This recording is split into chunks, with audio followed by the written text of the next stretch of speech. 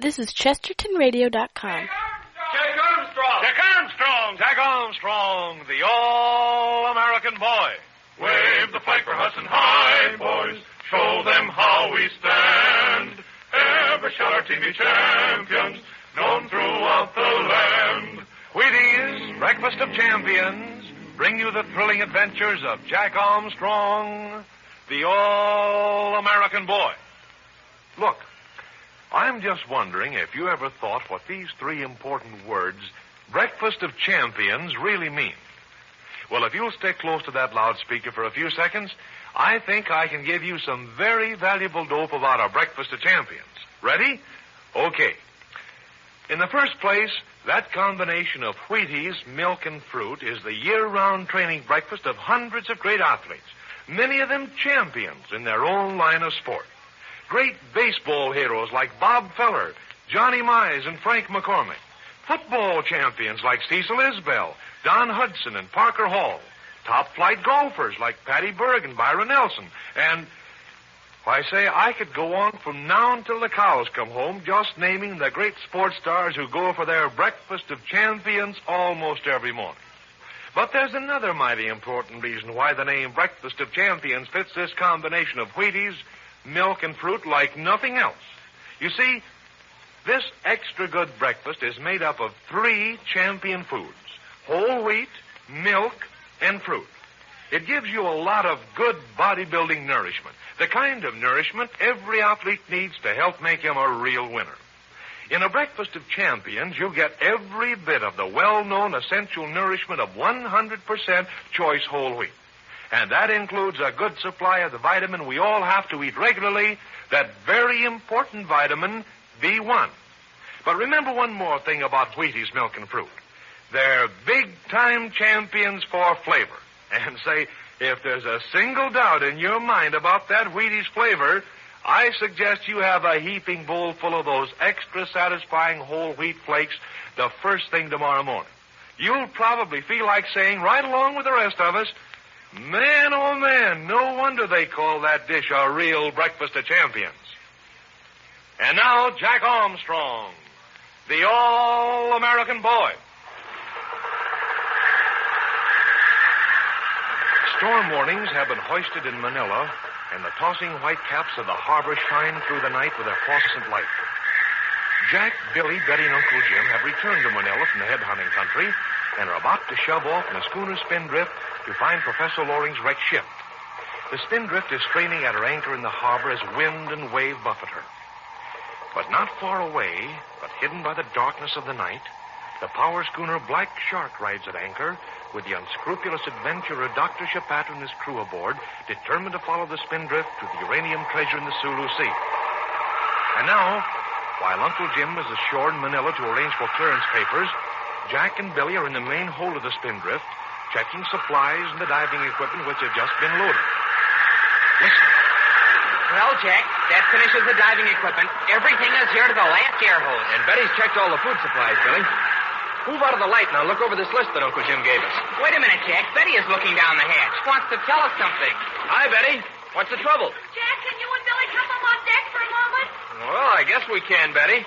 But is it important? I want to make sure we've checked everything by the time Uncle Jim gets back. Well, it may be awfully important, Jack. I can't tell. Jiminy cricket, something seems to have scared Betty, Jack. Let's go up and see what the trouble is. Okay, Billy, you climb up. I'll follow you. I hate to Jump on, Giraffe. This wind is something fierce. And just look at those waves. It's too dark to see much of the waves, Billy. Now, what's the trouble, Betty? Jack, you may think I'm foolish, but I know I saw something. Where? Saw something? Overboard. I saw something overboard. Well, what did you see overboard, Betty? Jack, it sounds perfectly ridiculous in this storm, but I thought I saw a man overboard. A man overboard? Betty, there's no man on this ship to fall overboard. And nobody is going to be swimming out in the harbor on a night like this. I know it, Billy. I know it sounds absolutely foolish, but I'm sure I saw somebody. Where did you see him, Betty? Where were you standing? Well, I had just come up from the main cabin, and I was looking astern, over there where the Black Shark is anchored, and suddenly I thought I saw somebody in the water. But what was he doing, Betty? Was he swimming around or just floating? Well, I couldn't tell, Jack. Just then another wave swept by, and that was the last I saw of him. And then I ran forward and called you and Billy. But gee willikins, Betty, you must have been mistaken. Nobody is going to be swimming around in a storm like this. But I saw him, Billy. I'm sure I saw him. Let's take a look around, Billy. Here, I've got my flashlight. It doesn't give much light on those waves. Even if there were a man swimming around out there, Jack, I don't think Betty could have seen him. Why, just look how those waves break as they curl over. Well, maybe it was one of those breaking waves that looked like a man, Billy, but we might as well make sure. With the Black Shark anchored somewhere over there in the dark, and Geppetto and Lazaro and their crew of cutthroats aboard, almost anything might happen. But suffering catfish, Jack, nobody from the Black Shark could swim over here. If they were trying to board us, they'd come in a small boat. And you can bet your life that more than one man had come, too. That's right, Billy, but just the same, we can't be too sure. We know that the Black Shark is going to try to follow us to the Sulu Sea. Well, we're sure enough now. There's nobody swimming around close to our ship. Yeah, I guess you're right, Billy. Betty, there's no one near the boat now. I'm afraid you were seeing things. Oh, I knew you'd think so, Jack. But just the same, I did see somebody. We'd better get back down in the hold and finish checking supplies, Billy. Uncle Jim will be back any moment now. Okay, Jack, but it won't matter if we don't get it checked tonight. Not with this wind blowing. It looks as if there's a sure enough typhoon playing around somewhere in the Philippines. Typhoon signal number 1 was up before dark, Billy. That means there's a typhoon a long ways to the south of Manila. Well, I guess it means that we won't start for the Sulu Sea for a while. Well, I'll say we won't. The Sulu Sea is to the south of us, and that's where the typhoon is. We'll never start tonight. I don't know about that, Billy. This would be one swell night to give the Black Shark the slip. But, Jack, Uncle Jim wouldn't risk taking the spindrift into the middle of a typhoon. Well, it'll all depend on what course the typhoon was following, Billy. If it's blowing across the islands, it'd be way out in the China Sea by the time we got down there. We'd just get the fringes of it. Oh, I wouldn't mind that. I'd rather get the edge of a typhoon and get away from the Black Shark than have them follow us all the way down. So would I, Betty. If we could get a day's start, especially with a wind like this, we could lose them in spite of their diesel engine. They haven't got the chart that tells where the Sunken Reef is. They wouldn't have a chance of finding us. Gosh, I hadn't thought of that. But just the same, Jack, when I think of what a real typhoon can do, I sort of get cold feet. Why, they say that whenever a typhoon hits Manila, the steamers are piled up on Dewey Boulevard like broken-down taxis. All the more reason for being out on the high seas if the typhoon comes this way, Billy. That is, if you're in a boat that can take it. Oh, I'd trust the spindrift to take almost anything, Jack. Gosh, old hemlock, so would I, but just the same. Wait a minute, Billy. What's that? Oh, it's the radio in the main cabin, Jack. I left it on to get the weather report. Oh, it's coming over now. Come on, we'll see what the storm is doing. The wind's making too much noise to hear it up here, Billy. Let's duck below. Okay, Jack. Hurry, Betty. We'll miss the report. Okay. Heavy losses have been reported around I can tune that station in better than that. Move over, Billy. There you are, Jack. With extensive damage in Cebu. The center of the storm is now moving westward and will probably strike the island of Panay late tonight. Storm signals have been raised as far north as Manila, and all shipping is warned to stay inside with steam up until the future course of the storm center is determined. Stand by this station for further announcements. Did you get that, Billy? And now, Let's here, and we'll see where the center of the typhoon is heading. Here's the chart, Jack. Here's Cebu on the chart, and here's Panay. Well, the storm is moving from east to west. And if it keeps that course, it'll cut right across the Sulu Sea. That's right, Billy. But it'll strike the Sulu Sea sometime tomorrow. Even if we shove off tonight, we'd be a long ways from the storm center. But there's no guaranteeing the storm will hold that course, Jack. It may suddenly veer northward. Then we'd be heading straight for it. That's a chance we'd be taking, Billy. But just think, if we could really give the Black Shark the slip, what a lot of grief it'd save us later. Oh, if only we could do that. Oh, Jack, what's that? There's someone on deck. Oh, it's Uncle Jim. Hi, Uncle Jim. We didn't hear you come aboard. Jack, come up on deck. You and Billy, too. Bring your flashlight with you. Jump on Jiminy, something's happened, Jack. Come on, Billy. Let's see what's up. Can I come up too, Uncle Jim? You'd better stay below for the present, Betty. What's happened, Uncle Jim? Anyone been aboard with you three, Jack? Not a soul, Uncle Jim. Someone is aboard, Jack. Just before I pulled my skiff alongside, I distinctly saw someone on deck. Jump on crickets. Maybe Betty was right after all. What's that, Billy? Well, just a few minutes ago, Betty said she saw someone swimming near the boat. But we flashed our light all around, Uncle Jim. We couldn't see anyone. We thought Betty was just seeing things. Well, I wasn't seeing things, Jack. I saw someone near the cockpit. But before I could get aboard and meet high waves, he disappeared. But who could it be? I mean, if Geppetto were up to anything, he wouldn't send just one man to the spindrift. I don't know who it is, Billy, but we're going to find out. Jack, you and Billy start at the stern and work forward. I'll start at the bow and work aft. Don't forget to look up at the rigging, too. Okay, Uncle Jim. Come on, Billy. We'll start at the very stern. If anybody's aboard, we'll find him. Oh, we'll find him if he hasn't jumped back overboard, Jack. Well, it wouldn't be much use his coming aboard if he was going to jump back, Billy. Now, let's take a look around. There doesn't seem to be anyone here, Jack. No, I guess not. Wait a minute. Look at the hatch cover to the paint locker. It's ajar. Gosh, Jack, it certainly is. And we always snug down a hatch cover when we're through with it. He's in there, Billy. He's in the paint locker. He slipped in and tried to pull the hatch cover back over his head. Keep your light on it, Jack. I'll pull the cover off. All right, Billy. But look sharp when you do. We don't know what funny business is going on here. Okay, here goes. There is somebody there, Billy. He's a Filipino. Gosh, all hemlock. Why, it's Michelle. It's our friend Michelle. Michelle. Well, of all people. What are you doing here? Me sorry, Senor Jack. Me sorry you find me so soon. Well, climb out of there and tell us what it's all about, Michelle. Uncle Jim, we found him. I'm coming, Jack. Here, Michelle. Take my hand and pull yourself out. Hey, you are wet. So it was you who Betty saw swimming around. That's right, Senor Jack. When she look, me swim back a little way. You got him, Jack? Don't let him get away. You won't try to get away, Uncle Jim. It's Michelle. How's that, Jack? Oh, it is Michelle. What are you doing here, Michelle? Me go with you, Captain Fairfield. Me go with you and Senor Jack and Senor Billy and Senorita Betty. You want to go with us, Michelle? Do you know where we're going? Me know.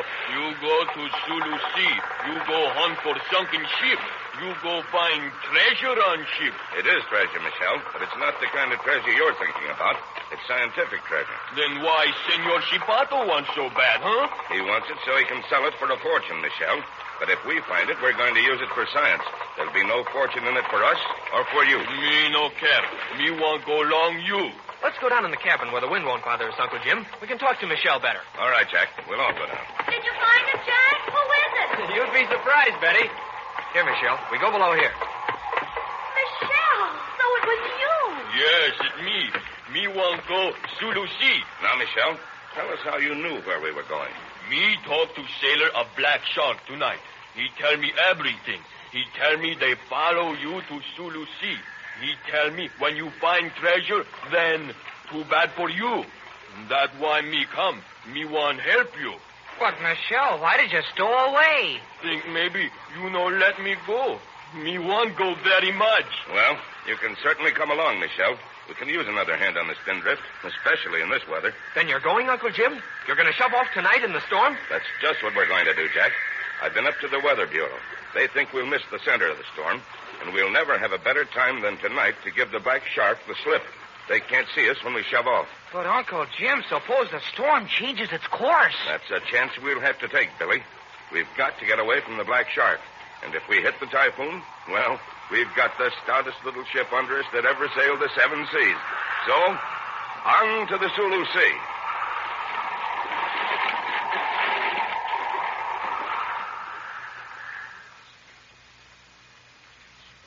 Boy, how'd you like to take off from Manila Harbor in the teeth of a gale?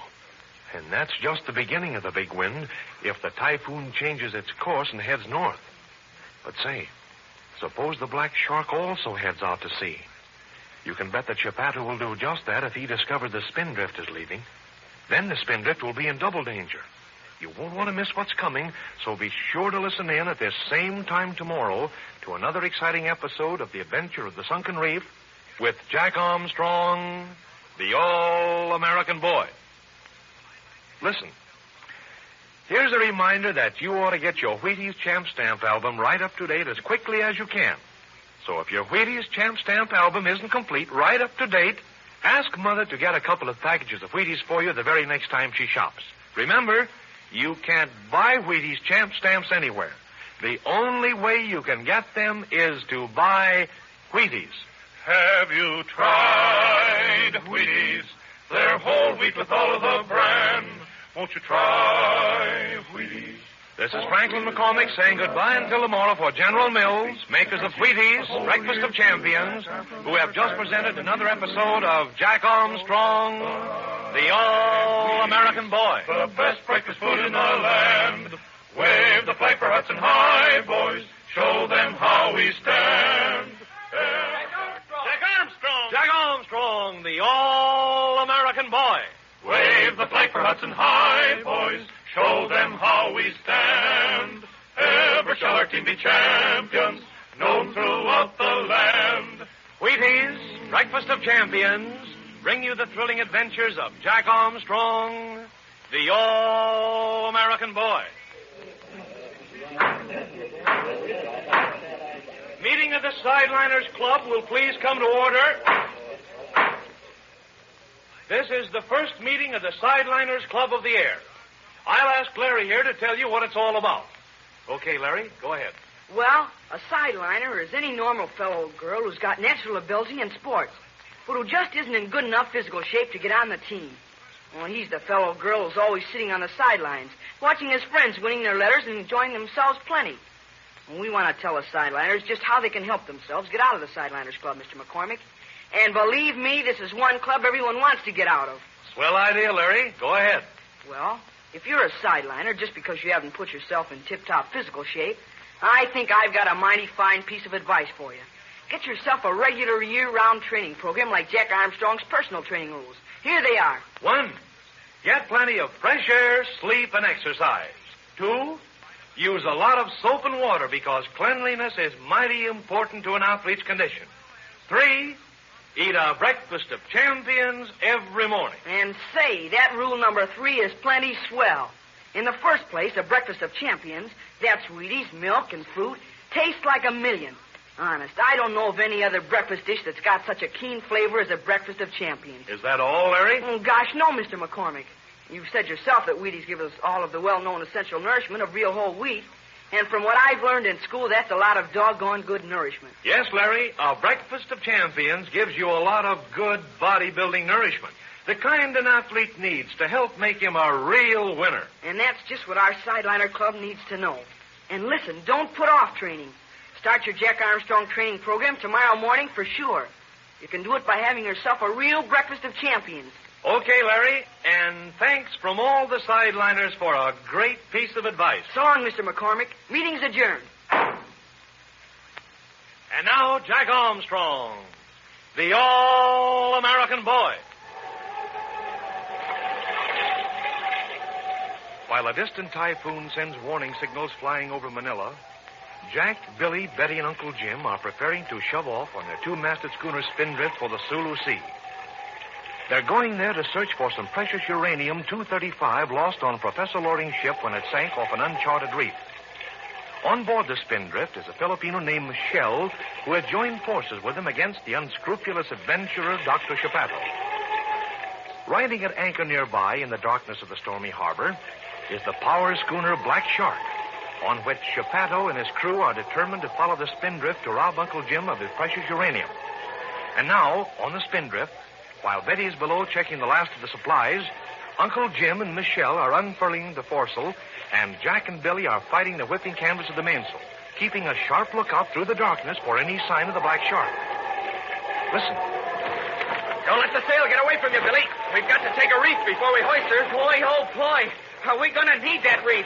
I bet you we'd have our lee rail under even with a double reef. We may have the double reefer before we get out of Manila Bay. This wind isn't slackening a bit. Now, Billy, you pull the canvas in and I'll make the reef points fast. Okay, Jack. But this canvas is fighting like a tiger. There. Now you can fasten him. I'll work fast, Billy. But it's hard to keep a footing on the deck with the boat rocking so. Look, Jack. There's a light moving about on the deck of the Black Shark. And maybe Chapato or Blackbeard or some of their crew have just gone aboard, Billy. I guess that's it. I wish we could use a light here. It'd certainly help in getting these sails reefed. Sure it would. But also, it'd tell Chapato what we're doing. Here, pull in that canvas some more. I'll try, Jack. There. How's that? That's fine. If we don't want the Black Shark to follow us, we've got to clear Manila Bay without them seeing us. Once we're in the China Sea on a night like this, they'll never pick us up. There's another light moving about on deck over there. Where, Billy? Oh, I see. One's forward and one's aft. Jumpin' Jupiter, Jack. Do you suppose that I was means... just thinking of that, Billy. I'll bet they're getting their sails reefed, too. They're going to be all set to slip their moorings in case we try to make a getaway. But they wouldn't need sails, Jack. They've got their diesel engine. Their sails will help, Billy. They can sail as fast in this wind as they can go under power. And the sails will steady their ship, too, and get ice. Then that's just what they're doing, Jack. They're getting ready to follow us. They don't know yet that we're going, Billy. They can't see us. We haven't got a single light shining aboard. Even Betty's working with a shielded flashlight below. Well, I'll bet $1 to a donut they'll have some way of finding out. They'll guess that we might try and slip out tonight in spite of the typhoon. We'll try and get out without their knowing it, Billy. There. that's the last of the mainsail, Reef. The big sail's all ready to go up. Here comes Uncle Jim and Michelle. They must have the foresail, Reef, too. Ahoy there, Jack. How's the job coming on? She's all reefed, Uncle Jim. We can hoist her any time you say so. Good. Michelle and I have put tucks in the foresail and jib. Say, what are those lights on the Black Shark? We were just talking about them, Uncle Jim. We think that they're getting their sails reefed, too. I shouldn't be surprised. They're not going to take the chance of our slipping away from them tonight. Though I'll warrant that Chapato and his crew aren't too happy about putting to sea with that typhoon playing around down south. But they won't be able to see us when we shove off, Uncle Jim. No, I don't believe they will, Jack. We couldn't see them now if it weren't for their cabin lights and those lights on deck. Well, if Betty's through checking that list I gave her, we can slip our moorings and get away. Here's Betty now, Uncle Jim, just coming above. Hi there, Betty. Is the list all checked? Everything's checked, Uncle Jim. My goodness, but I think we've got enough stuff on board to cross the Pacific. Well, we don't know how long this trip will take us, Betty.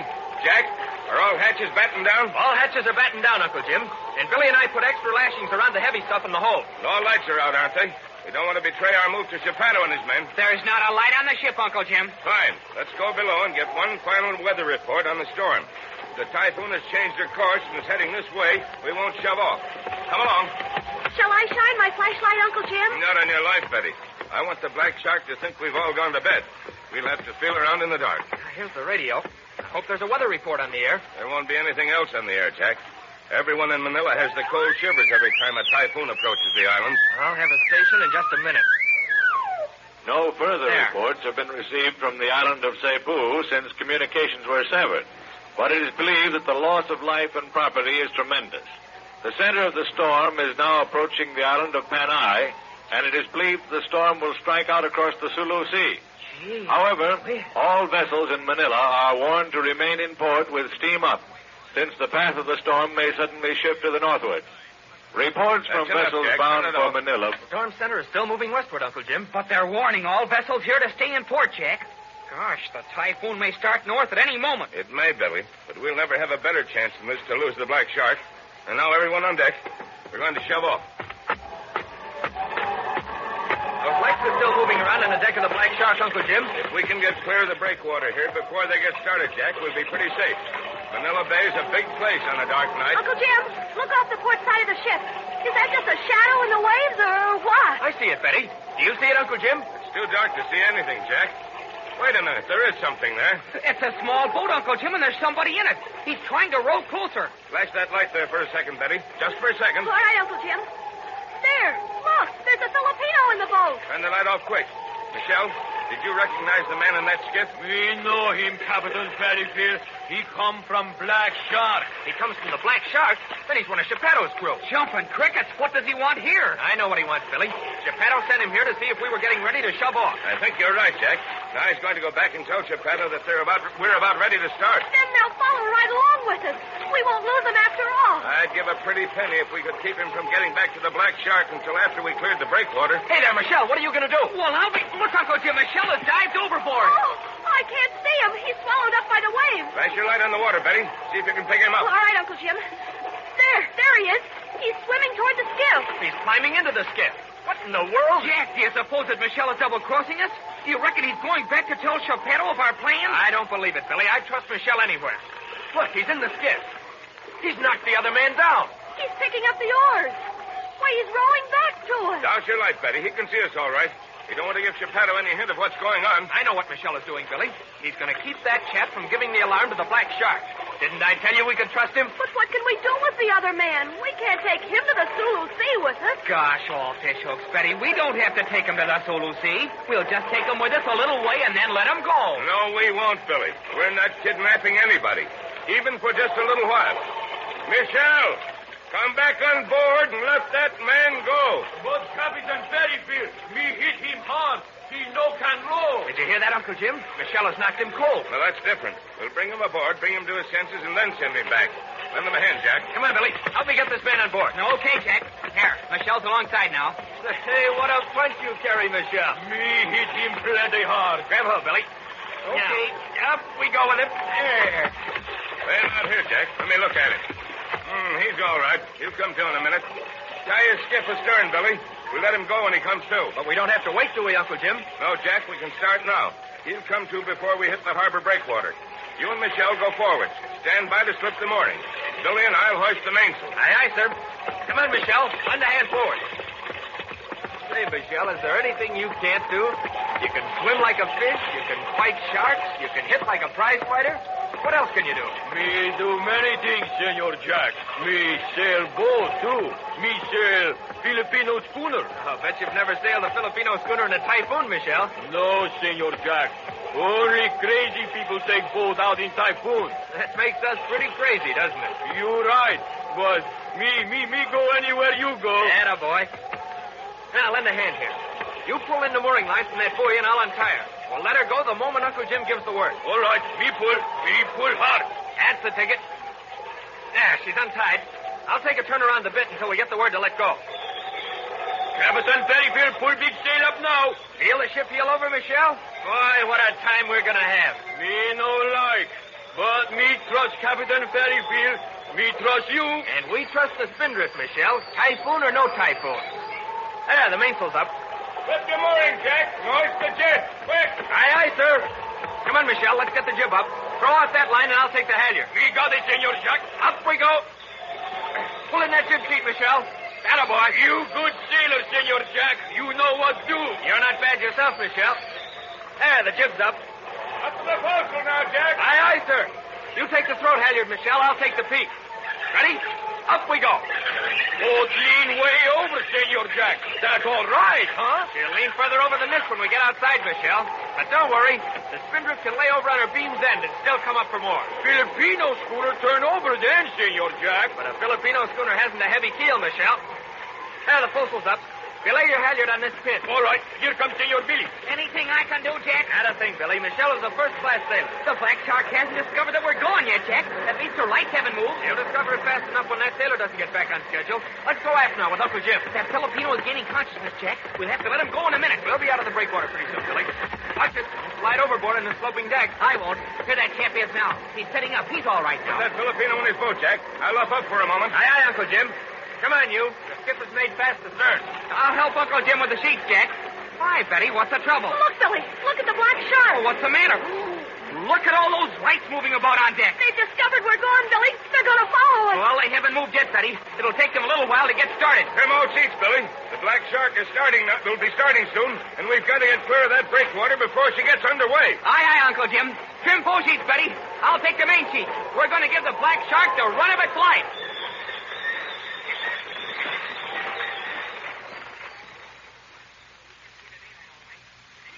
So they're underway at last. With reef sails and lee rail awash, the Spindrift is heading for the Sulu Sea. But the Black Shark will soon be underway, too. And with her diesel engine, she'll be able to overhaul the Spindrift in a headwind if she can find her in the darkness of Manila Bay. There's an exciting drama underway and a terrific typhoon playing around in the offing. There'll be plenty of excitement aboard the Spindrift when she claws her way into the China Sea, so listen in, all of you, at this same time tomorrow for another thrilling episode of The Adventure of the Sunken Reef with Jack Armstrong, the All-American Boy. Look, here's a mighty swell idea I like to pass along to you. Tomorrow afternoon, when you get home from school, hike out into the kitchen and help yourself to a heaping big bowl of those extra good Wheaties flakes. They've got a super special flavor that makes them just right for an afternoon lunch. Try Wheaties tomorrow. Have you tried Wheaties?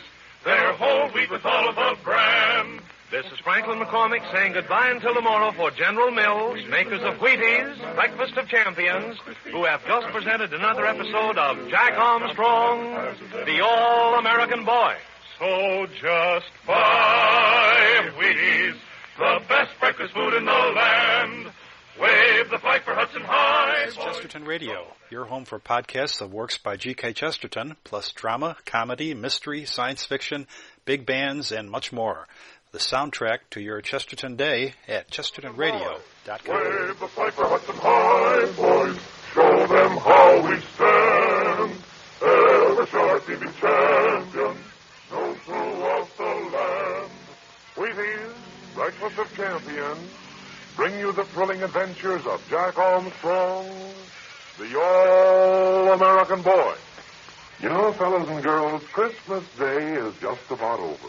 But it wouldn't be complete without my wishing you a very Merry Christmas from Jack Armstrong, Billy, Betty, Uncle Jim, myself, and General Mills, makers of Wheaties. We all hope that you've had the very best Christmas of your life. But there's one more thing that I'd like to say to you, and I think that it's mighty timely on Christmas Day. You and I have a lot for which we should be grateful.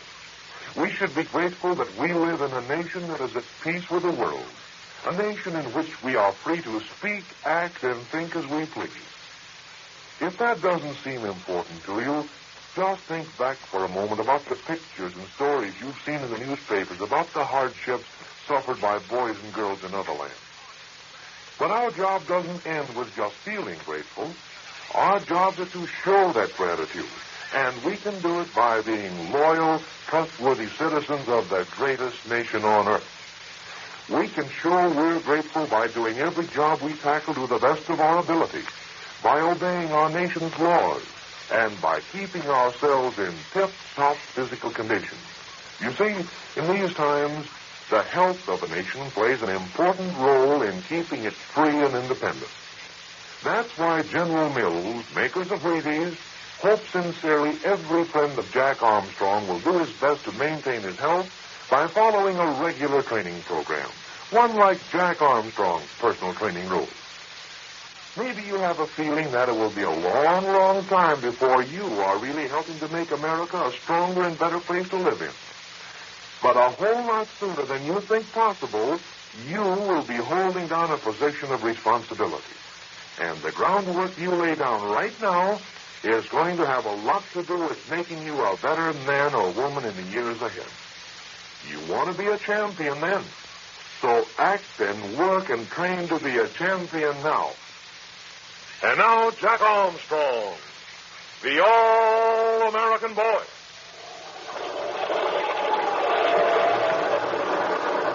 The two-masted schooner Spindrift, under Reef sails, is driving through the darkness of Manila Bay while a half-gale keeps her lee deck awash.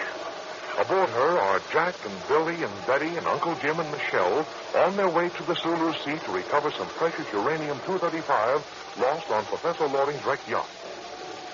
Somewhere in the stormy darkness of the bay is the power schooner Black Shark, belonging to the unscrupulous adventurer, Dr. Chapato. Chapato and his crew are determined to follow the Spindrift to the Sulu Sea and rob Uncle Jim of the uranium.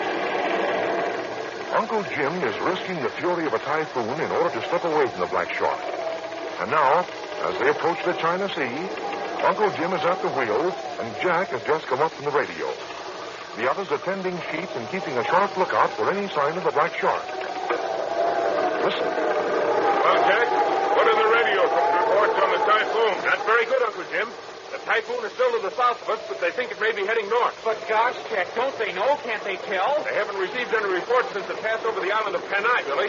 All telegraph lines are down in Panay, and there are no ships in the path of the storm to send radio reports. But the storm may not be heading north. It may still be going westward. We'll hope it is going west, Betty. What about the barometer, Jack?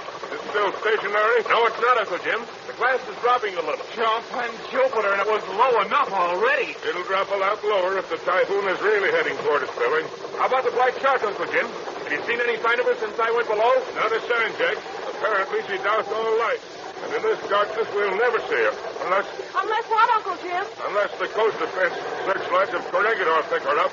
You can see those great searchlights now stabbing into the darkness at the entrance to the bay. But, Uncle Jim, if the searchlights pick up the Black Shark, they might pick us up, too. They certainly will, Billy. If we go too close to the fortified waters. And then the Black Shark will see us. They'll be able to follow us. That's right, Betty. So our cue is not to get too close to one of those fortified islands. We're almost out of the bay, Uncle Jim. We've got to make up our mind which channel we want to take. I've been thinking it over, Jack. The north channel between Corregidor and Miradones is 3 miles wide. The south channel is 7 miles wide. But there's a small fortified island in the middle of that, a regular concrete battleship. If we only knew where the Black Shark was. I wish one of those searchlights would pick her up. Just once. Perhaps she's still behind us. Perhaps she's zigzagging back and forth across the bay trying to pick us up. Not on your life, Betty. She's somewhere in front of us. Oh, what makes you think that, Jack? Just think a minute, Billy. She followed us out of the Manila breakwater. She couldn't see us in the darkness, but she knew we were making a break for the open sea. She knew we'd have to tack back and forth to get out to sea against these headwinds, so she... Well, Jack, you mean to say that you think she headed straight for the mouth of the bay with a diesel engine to wait for us? I think Jack's right, Billy. And I think we'll take the south channel. We'll have more room to avoid her. Ease out on those sheets. Jack, you take the main sheet. Billy, take the full sheet. But first, snap those lifelines to your belt. I don't want anybody going overboard on a night like this. Here's the lifeline, Billy. Make sure it snaps on right.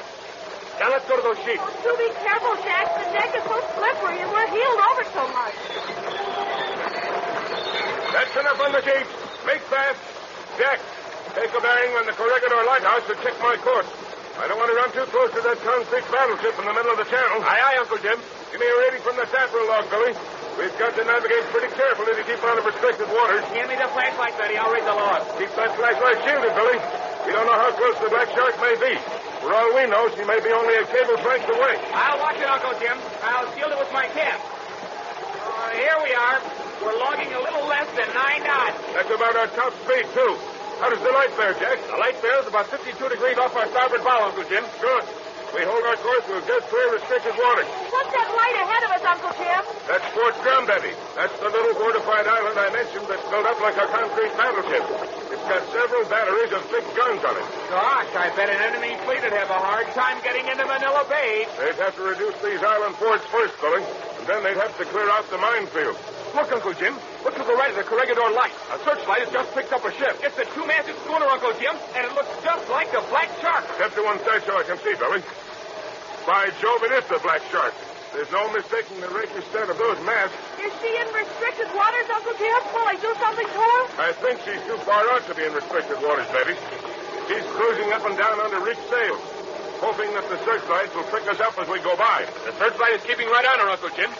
I'll bet the authorities are curious as to why she's out in this storm. That gives me an idea, Jack. The lookout forces at Corregidor will probably try and speak to her by radio. See if you can tune into their wavelength and see what the Black Shark says. That's a corking idea, Uncle Jim. Hand me your flashlight, Billy. We don't want to show any lights yet. You go below with Jack, Billy. If I need you on deck, I'll call you. Hurry or you'll be too late. Come on, Billy. Bring your light along. Boy, oh, boy.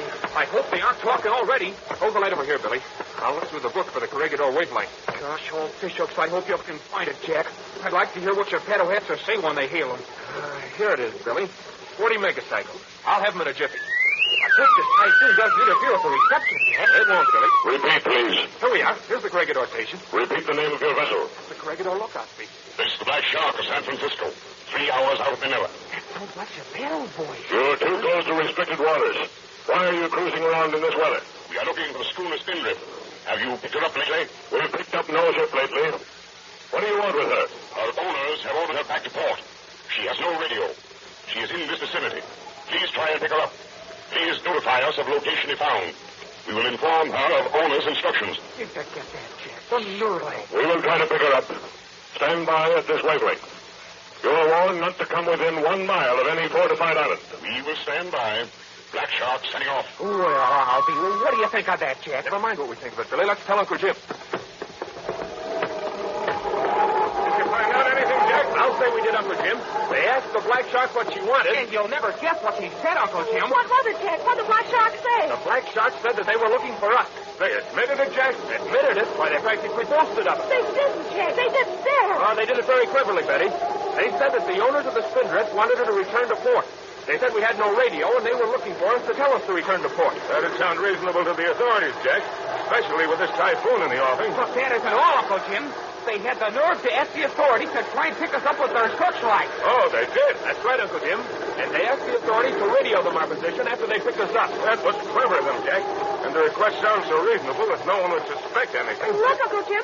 Some of the searchlights are beginning to sweep in this direction. That settles it. They are trying to pick us up. And they'll do it in a minute, too. Maybe we're too far out for the searchlights to reach us, Uncle Jim. Not on your life, Betty. Those searchlights can reach out for 15 miles in good weather and about 5 miles even on a night like this. One of them is sweeping this way now. It'll pick us up in half a moment, Jack. Jack, will the Black Shark see us? I guess it will, Betty.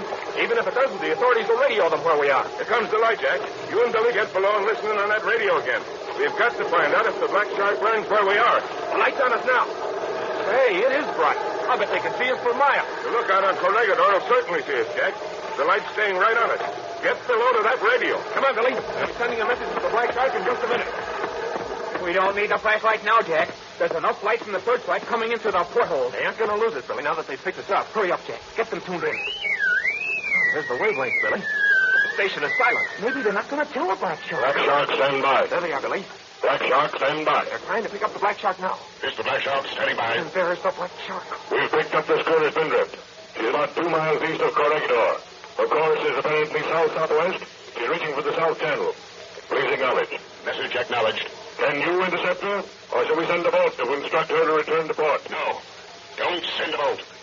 We will intercept her before she leaves the bay. That threw a scare into the Black Shark, Billy. The last thing they'd want would be for an army boat to come out and speak to her. Black Shark, attention. Typhoon signal number 3 has been hoisted in Manila.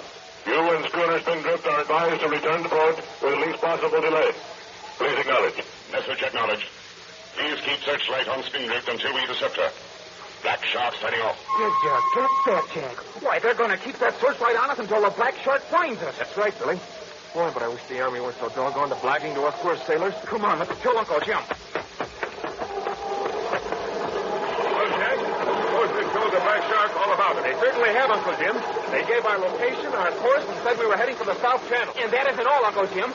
The Black Shark asked them to keep their searchlight on us until they intercepted us. And they're going to do it, too. I get blinded every time I look into that light. And typhoon signal number 3 is up in Manila, Uncle Jim. We won't get alarmed about that typhoon until number 5 goes up, Jack. That's the real danger signal. But, Uncle Jim, what are we going to do? The Black Shark will reach us before we get out to the China Sea. No, she won't, Betty. Not the way I'm going to work it. What are you going to do, Uncle Jim? We're going to cut straight across to the South Shore, Jack. We'll skirt the shore and then head out to sea. But gosh, all hemlock, Uncle Jim. The searchlight will be on us all the way. No, it won't, Billy. In this heavy weather, that light is only good for about 5 miles. We can get out of range of the light and still have plenty of seaway. We can get to the far shore long before the Black Shark can reach us. Then we'll be hidden by the darkness and can slip out to sea. Ease out those sheets, you two. We're going to change our course and outwit the Black Shark.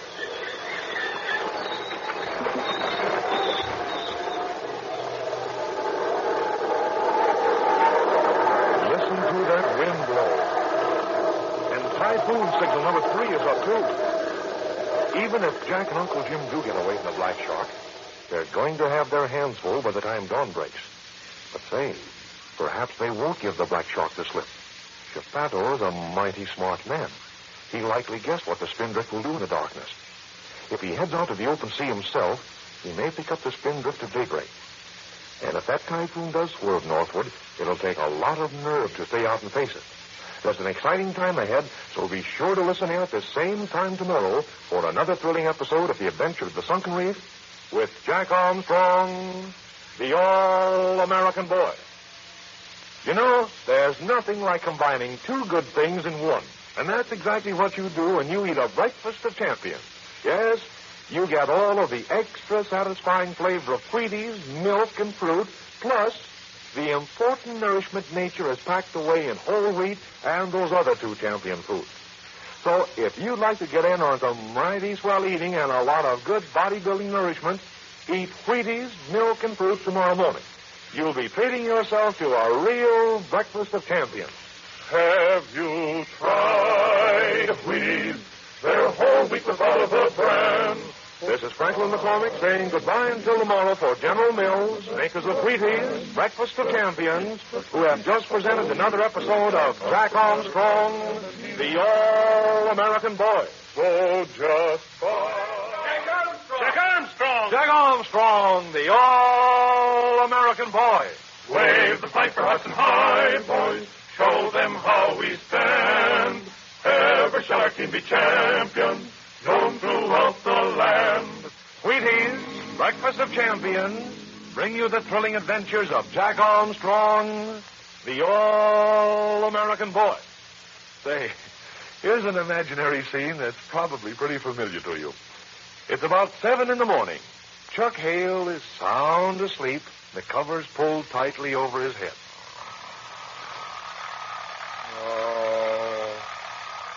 Charles Hale, turn off that alarm clock right now and get up. All right, Mother. I'll be right down. But 10 minutes later, we find Chuck still in bed and... Charles, are you up? I'll be up in a minute, Mom. The next week, Mrs. Hale had a swell idea. Guess what it was yet? Okay, I'll tell you. She saw to it that Chuck got a big breakfast of champions every morning. Yes, sir, a big bowl of crisp, crackling Wheaties with lots of milk and topped off with sliced bananas or some other fruit. Now, here's what happened when Chuck knew that a breakfast of champions was waiting for him every morning. Listen. Boy, that floor is cold. Where's my slippers? Here's one fellow that's going to get dressed in record time. Mom! Mom! What is it, Charles? Have you got my Wheaties ready? They're on the table waiting for you. I'll be there in just a second. Let's go. Wheaties with bananas. Hey, Mom. Yes, Charles? Better get me a couple of helpings of those Wheaties. I'm hungry as a bear. Yes, I don't know of any breakfast that makes quite such a solid hit with a high-powered appetite as this breakfast combination of Wheaties, milk or cream, and fruit. It's got the kind of flavor that ought to make second helpings a regular thing at your house.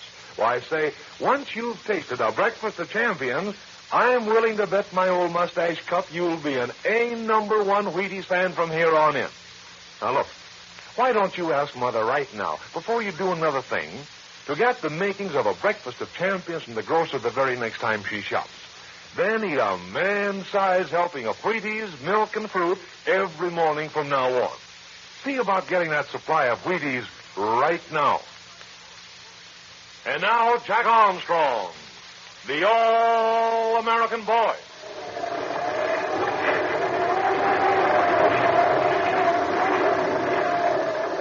A gray and angry dawn is breaking over the storm-swept China Sea. Great gray-bearded waves are rolling in toward the Luzon coast, and wind-torn clouds are scudding overhead. The two-masted schooner Spindrift, under reef sails, is driving through these heady seas on her way to the Sulu Sea in search for some precious uranium-235 lost on the Sunken yacht. On board the Spindrift are Jack and Billy and Betty and Uncle Jim and a Filipino sailor, Michelle. All night long, they have forced the Spindrift into the teeth of the gale, trying to get away from the power schooner Black Shark. The international adventurer, Dr. Shapato, and his crew are aboard the Black Shark, and they're following the Spindrift to the Sulu Sea, hoping to steal the precious uranium when it is found. And now, as the first light of day softens a stormy night, Uncle Jim is at the wheel, and Michelle is helping him. Betty is below asleep, and Jack and Billy are struggling to get down the foresail in the rising wind. Listen. Is your lifeline made fast, Billy? Another one of these waves is going to sweep aboard in a minute. You bet it's made fast, Jack. I'll never forget the time if you were swept overboard in the Pacific. And it'd be worse if one of us went overboard now, Billy. Still too dark to see anything. I wish it were light enough to see if the Black Shark is anywhere near us. It'll be light enough soon.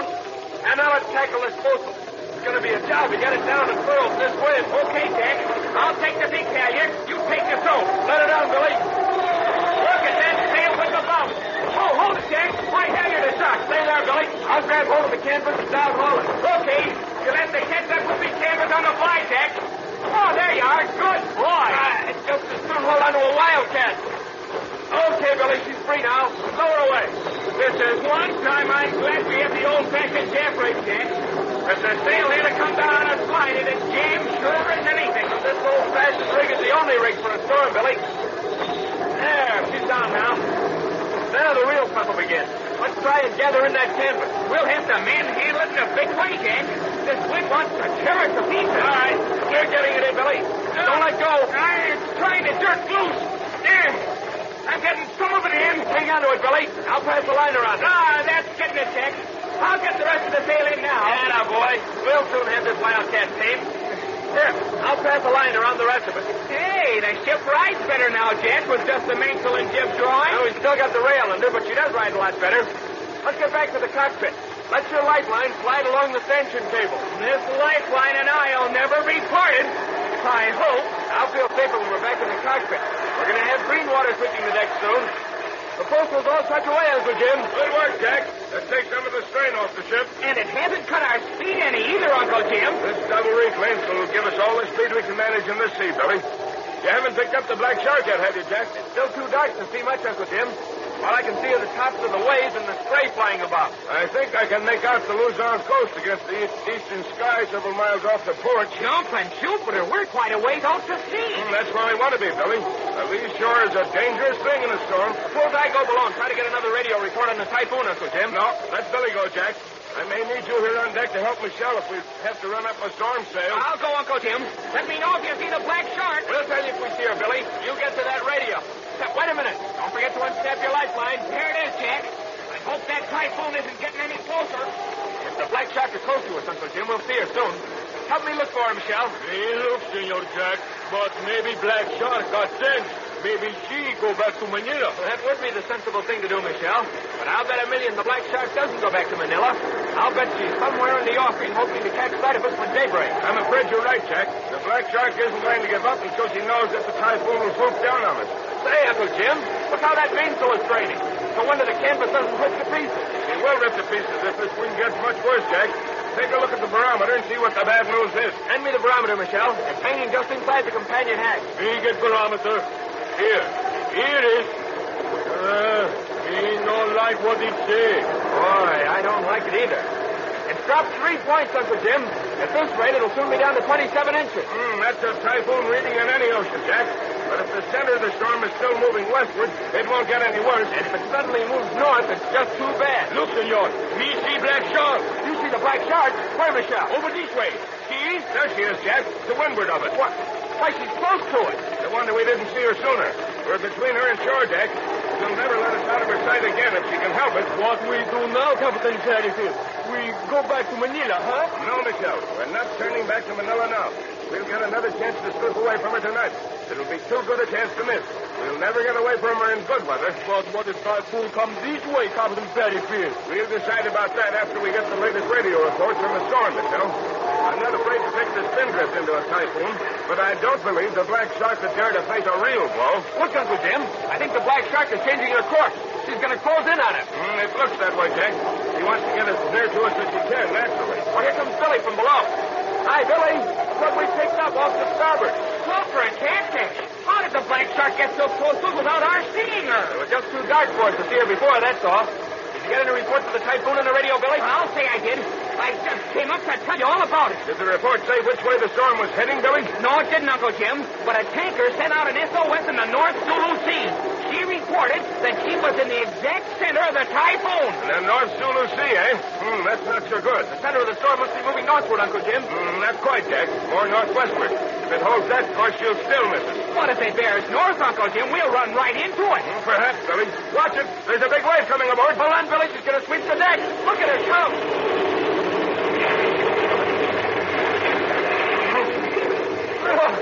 That's our first real dunking in a storm, Billy. Yeah, and I'll bet you there's lots more where that came from.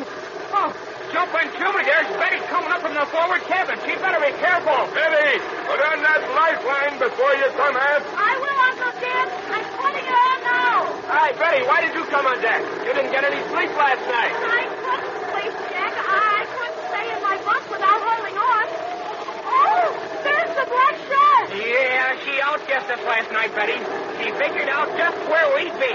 But she's heading right for us, Uncle Jim. She's getting closer and closer. She's going to stick pretty close to us, Betty, if she can. I'll bet she won't stick close to us if the typhoon heads for us, Uncle Jim. No, she'll go to the nearest shelter in that case, Jack. The typhoon must be coming nearer, Uncle Jim. I've never seen such a wind. Why, I can hardly stand up again. It is getting worse, Betty. Billy, suppose you run below and stick to the radio. We want to keep posted on that typhoon. All right, Uncle Jim. Move over, Betty, so I can get down the companionway. Okay. Thanks. I'll get to the latest news. I can see Chappelle on the deck of the Black Shark, Uncle Jim. And there's Lazaro and Blackbeard with him, too. I imagine that Chappelle and Lazaro wish that we'd remain back in Manila, Jack. I wouldn't care to be out in a typhoon with the Black Shark under me. She's too old to ship. Say, Uncle Jim, maybe they aren't just trying to close in on us. Maybe they're working into some shelter from the storm. That's possible, Jack. Though right now the weather isn't quite bad enough to force them to shelter. But, Uncle Jim, maybe they've heard that the typhoon is going to strike near here. Maybe that's why they're working in the shore. Well, if that's the case, we'll get the news ourselves, Betty. The Black Shark is going to cross our stern as soon as she holds that course, Uncle Jim. She'll give us plenty of seaway, Jack. She won't risk smashing into us in this thing. We'd all go to the bottom if she did. Hey, look at Billy. He's popping up with bad news written all over his face. What did the report say, Billy? Any news of the path of the typhoon? You bet there's news, Uncle Jim. Typhoon signal number 7 is up in Manila. Number 7, Billy? Already? That's what it said, Uncle Jim. And everyone in Manila is warned that the typhoon may strike somewhere around here this afternoon. Get back to the radio, Billy. Get all the latest reports. I'll stick by it, Uncle Jim. That explains why the Black Shark is working toward shore, Uncle Jim. They received word of the typhoon. We go back, Captain Pericles. We go back to Manila now. We haven't time to get back to Manila, Michelle. That typhoon will be passing away of us in a few hours. We just got caught in Manila Bay with a lee shore and not enough sea room. But what can we do, Uncle Jim? We've got to get to shore somewhere. I don't know about that, Betty. I don't want to find myself beating off a lee shore when the typhoon strikes. Every bit of canvas will go by the board. A dozen anchors wouldn't hold us. There's a landlocked cove in the Luzon shore not far from here, Uncle Jim. Maybe we can get in there. That's probably where the Black Shark is going, Jack. Come below with me and we'll take a look at the chart. Michelle, take the wheel. Hold her on this course until I come back. I shall be hold good. Come on below, Jack. Watch your step, Uncle Jim. Well, Jack. Stick to that radio, Billy. Never mind us. Now, pull out the chart of these waters, Jack. It's the one on top. All right. Here it is, Uncle Jim. I'll spread it out on the table. Better hold on tight. We're pitching like a bucking bronco. Yeah. Here's that landlocked cove, Jack. I'm sure the Black Shark is going to find shelter there. We certainly don't want to be in there with her. Not with that band of ruffians aboard. Well, here's another cove further down the coast, Uncle Jim. We could go in there. No, not on your life, Jack. It's not protected enough. We'd be caught there when the typhoon struck, and we'd drag every anchor and be smashed on the rocks. But there are no other coves, Uncle Jim, and we haven't time to get back to Manila. I know, Jack. There's only one thing for us to do now. We've got a few hours before the typhoon hits. We can carry sail all morning. You mean that... I mean the safest thing for us to do now is to get as many miles as we can between us and shore. Then when the typhoon hits, we'll hold to with a storm trysail. And when that blows to pieces, we'll put out our sea anchor in a bag of oil and ride the typhoon out. This storm may be a blessing in disguise.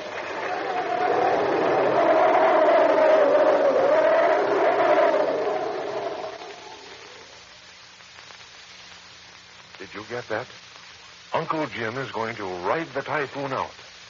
While the Black Shark seeks shelter, Uncle Jim and Jack and the others are going to take the Spindrift into the teeth of the storm.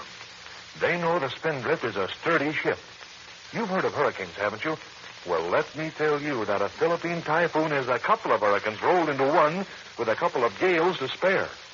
If you want to see what a real typhoon is like, be sure to listen in tomorrow to an experience you won't forget in a windswept, storm-tossed episode of The Adventure of the Sunken Reef with Jack Armstrong, the All-American Boy.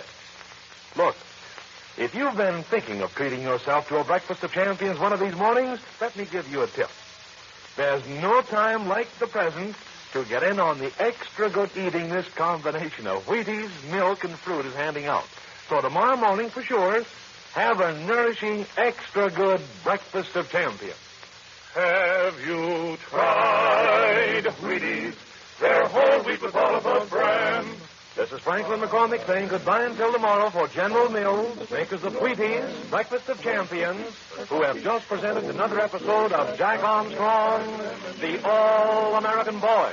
So just buy Wheaties, the best breakfast food in the land. Wave the flag for Hudson High, boys. Show them how we stand. Ever shall our team be stand. This is ChestertonRadio.com. Jack Armstrong, the All-American Boy. Wave the flag for Hudson High, boys. Show them how we stand. Ever shall our team be champions, known throughout the land.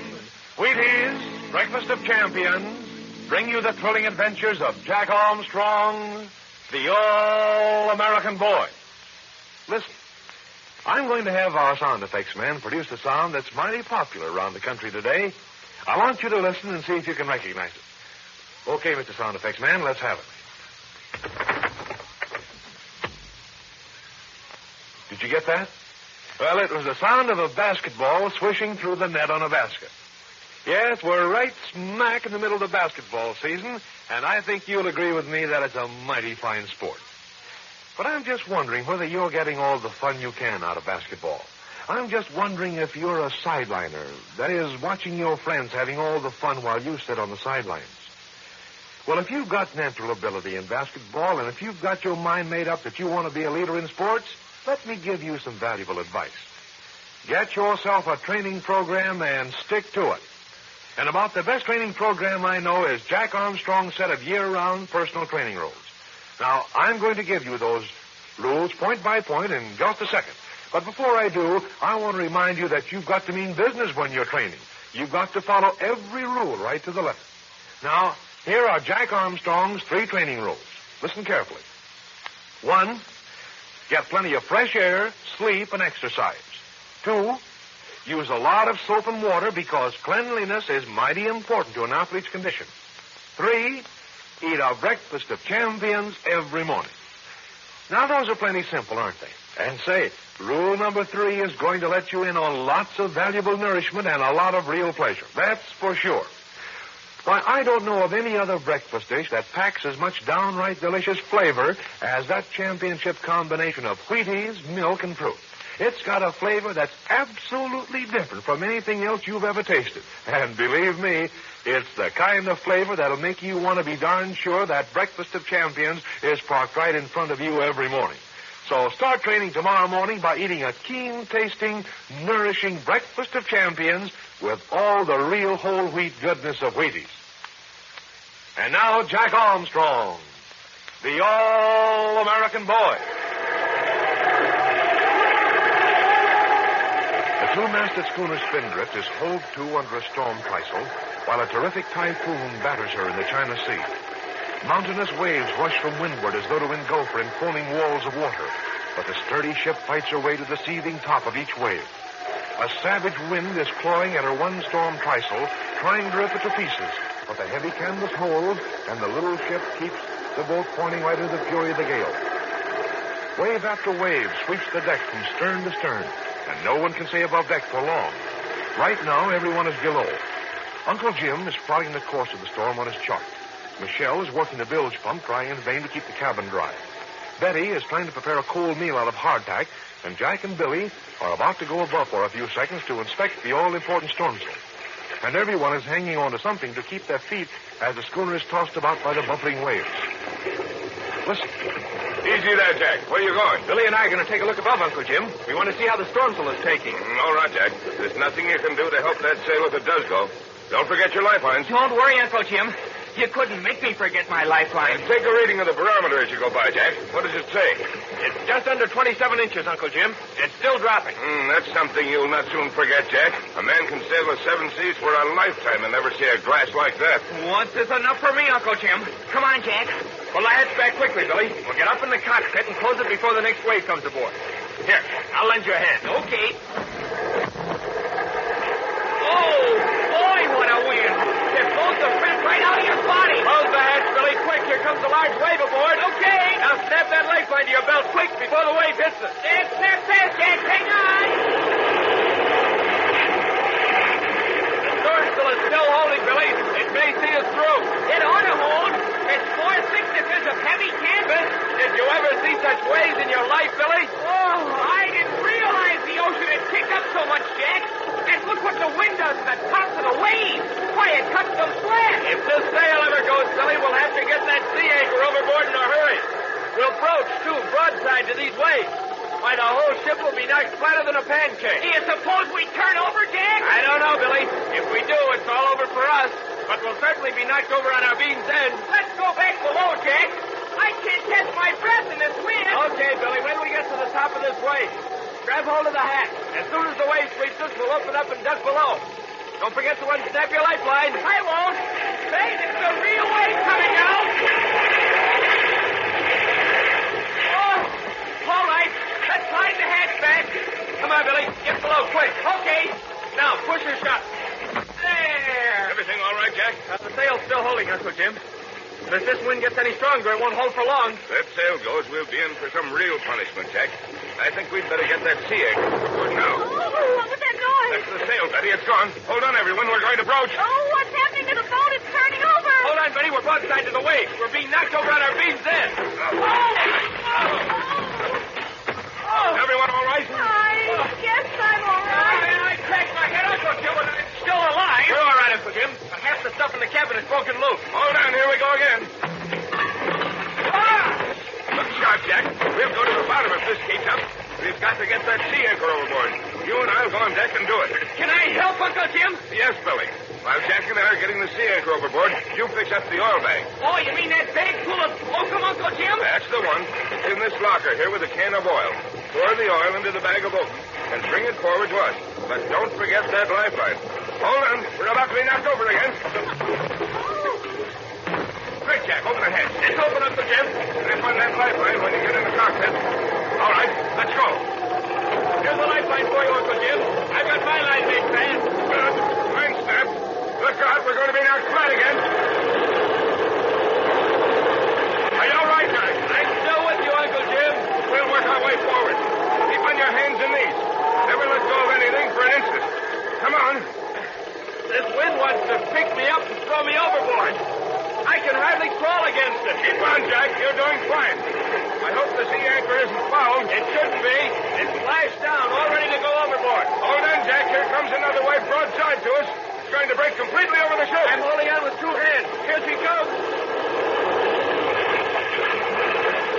Are you still there, Jack? Still here, Uncle Jim. Get forward before another wave hits us. Quick. I'm crawling as fast as I can.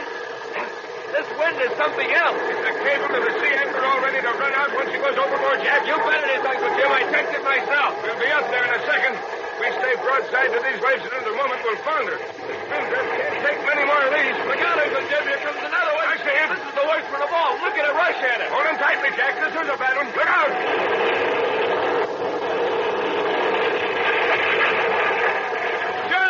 Jack, where are you? Here I am, Uncle Jim. What happened? How did you get on the other side of the boat? The wave washed me over. I lost my hold. The lifeline saved me. Wait a minute. Your lifeline's fouled on the shroud. And a good thing, too. You'd have had to pull me into the ocean. I'll have it free in a second. There you are. Don't move yet. Wait till this next wave passes. Hold on.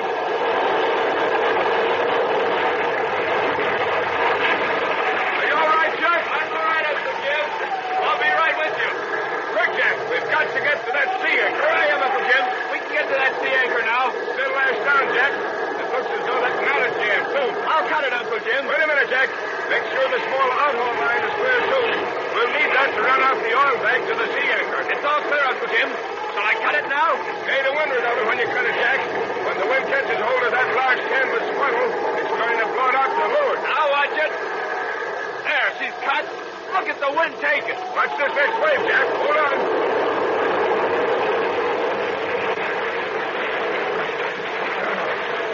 We won't have many more of those. When the wind blows us to leeward of the sea anchor, we'll point into those waves again. Look, Uncle Jim, the sea anchor's floating to windward of us. No, it's not, Jack. It's standing still in the water. The wind is blowing us to leeward. Make the line fast. I'll take a turn around the bit. There, she's fast. Hold on, Jack. When the slack is taken up and the sea anchor bites into the water, there's going to be quite a jerk. Hold on. Oh, boy, that was a jerk. Look, Uncle Jim, the ship is swinging. We're swinging to meet the waves. Here comes one now, Jack. This won't be so bad. We're nearly pointing into it, but hold on. Oh, that wasn't half bad. But that line to the sea anchor took a beating. That was bad enough, Jack. I didn't like the way that line jerked when the wave hit us. That line will snap in two if that jerking keeps up. We'd better put out the oil bag quickly, Uncle Jim. When we get an oil slick on the water, it'll take the jerk out of those waves. Here comes Billy now with the oil bag. He's having a hard time getting here against this wind. I hope he doesn't lose that oil bag. Get it lashed to it. Hold on, there's a wave coming aboard. I don't mind that kind of a wave. It gets a clean sweep of the deck. But when we're broadside and the ship can't rise to meet the wave, that's something else. That wave gave Billy a bat. He'll be here with that oil bag in a second. The outhaul line all clear? It's clear, Uncle Jim. Good. We won't take such a beating if we get an oil slick on the surface of those waves. Here comes Billy now. Here's the oil bag, Uncle Jim. I just about hit a stand on my head in the cabin to fill it. Good work, Billy. Hand it here. I'll make it fast to the outhaul line. Here it is, Jack. I don't see what... This outhaul line goes out to the sea anchor and back, Billy. We'll tie the oil bag to one end of the line and then pull in with the other end. Oh, I get you, Jack. We pull the oil bag right out to the sea anchor. That's the idea. Then the oil spreads all over the waves in front of us. Hold on, there's a wave coming aboard. Will the oil help much, Uncle Jim? You'll see, Billy. Keeps the wind from biting into the waves.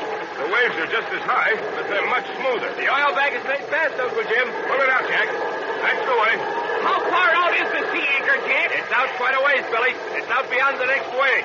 No, Punch, crickets, look at that oil spread out. That's what it's supposed to do, Billy. Makes a large slick area ahead of the boat. Why, it's doing some good already, Jack. That last wave is hardly breaking at all. You're right over the top of it without getting a dunking, Billy. Say, this is wonderful. Why, it makes all the difference in the world. Well, we're safe for a while now, Jack. Is the oil bag all the way out to the sea anchor? As far as it'll go, Uncle Jim. Good. Then let's get back to the cabin and see if Betty and Michelle are all right. They've been pretty badly thrown about. This wind will pick us up and throw us back if we're not careful. Come on, Billy. We must be right on the edge of the storm center, Jack. Now, snap those lifelines and get below. Snap. Let me ahead with the hatch, Billy. You see luck. There. Attaboy. Get below, quick. Oh. Hello, Betty. Any bones broken? Not quite, Uncle Jim. But look at the barometer. It's going up. How's that? The barometer's rising. Well, that's too good to be true. The worst is over. Why, in a few hours, we'll be able to hoist sail again. Hoist sail again. Did you hear that, Billy? In a few hours, we can hoist sail. We can go on down to the Sulu Sea. We can find the Sunken Reef. And the black shark will never see us again. Never.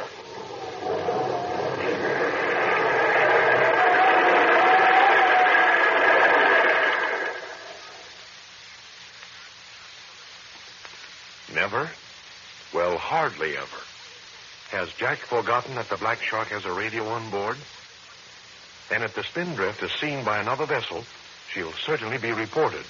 So there's a pretty good chance that when the spindrift arrives in the Sulu Sea, the black shark won't be far behind. And you won't want to be far behind either, for there's a wrecked yacht on that Sunken Reef and a treasure of uranium aboard. So listen in at the same time next Monday when the spindrift reaches that Sunken Reef for another exciting episode in the adventure of the Sunken Reef with Jack Armstrong, the All-American Boy. Listen, if you like good things to eat, here's a plan that ought to make a big hit with you. Eat a breakfast of champions tomorrow morning. That championship team of Wheaties, milk, and fruit make one of the best tasting breakfast dishes I know.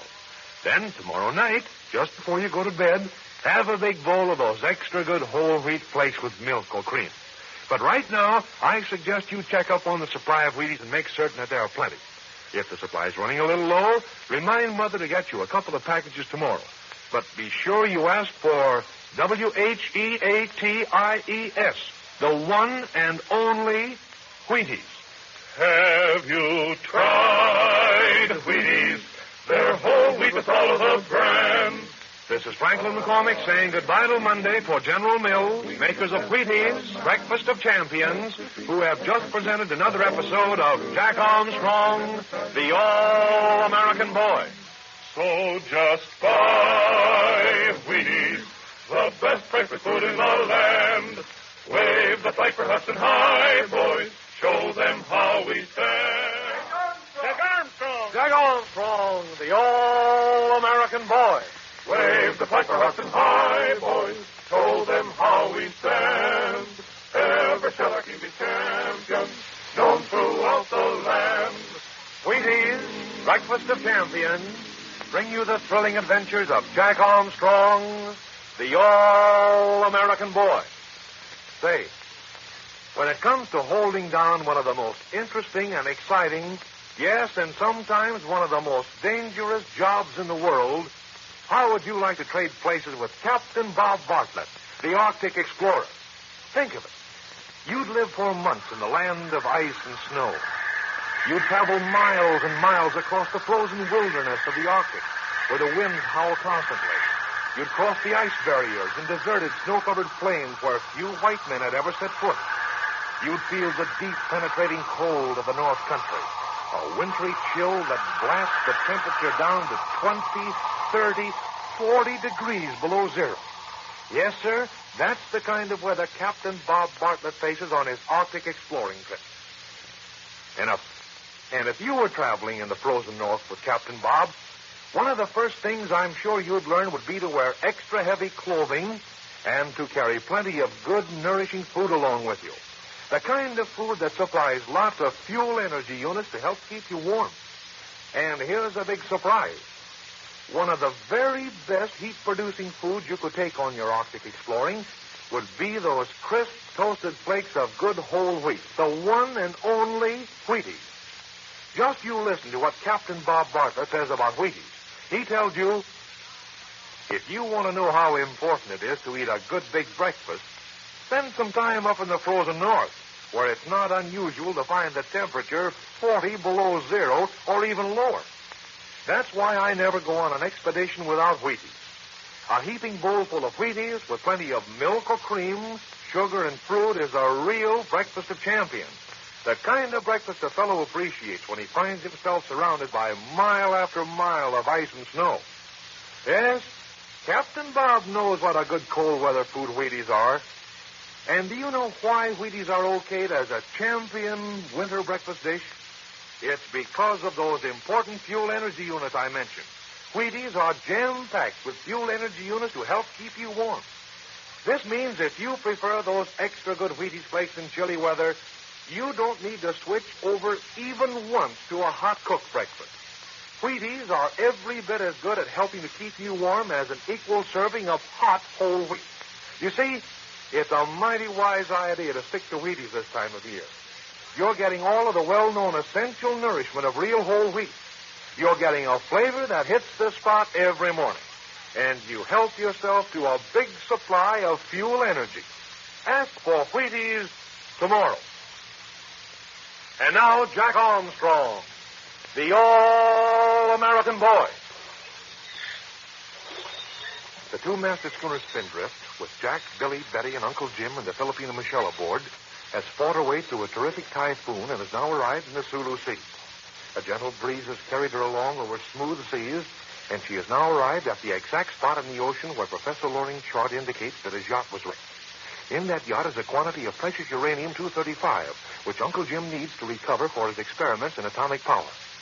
But there is nothing to indicate the presence of the submerged reef on which the yacht was sunk.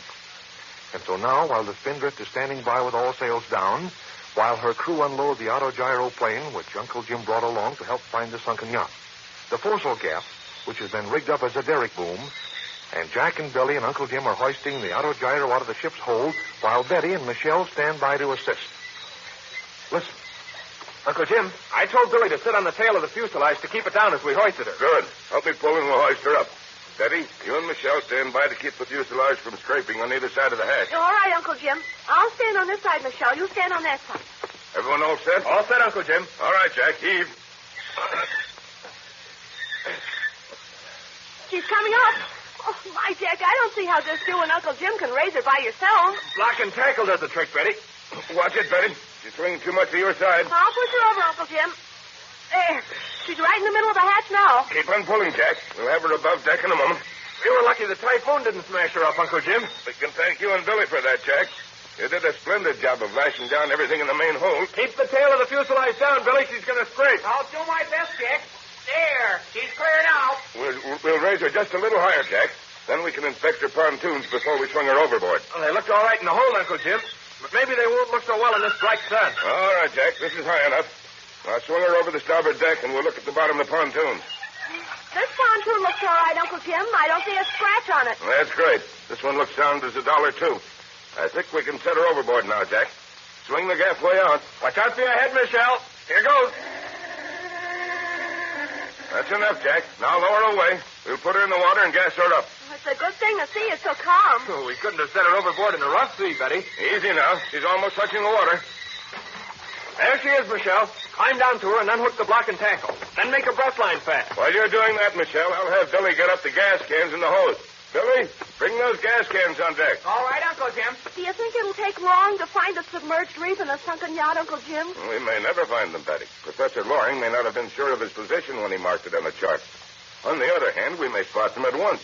Or we may have to hunt for days. But we can't hunt for days. Chapato and Blackbeard and their crew may get here any time. That's a chance we've got to take, Betty. We can assume they're somewhere in the Sulu Sea looking for us, Jack. If they happen to be at their radio when that transit steamer saw us and reported us, they'll know exactly where we are. Oh, it's too bad that little old steamer had the radio that they saw us. That's the duty of all ships at sea, Betty. We were reported lost in the typhoon by the Manila authorities. All vessels were asked to be on the lookout for us. And you can just bet that the Black Shark was all tuned in, waiting to hear where we were. Billy has the gas cans on deck, Jack. You and he gas up the tank while I check over the engine. We don't want to lose any time hunting for that reef. All right, Uncle Jim.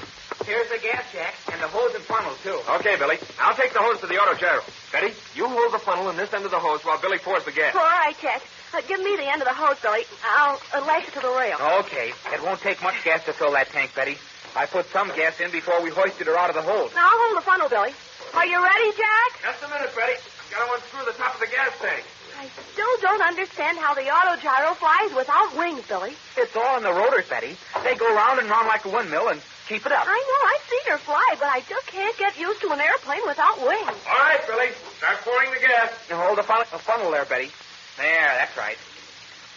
Keep your eye on that funnel, Betty. Oh, I'm sorry, Billy.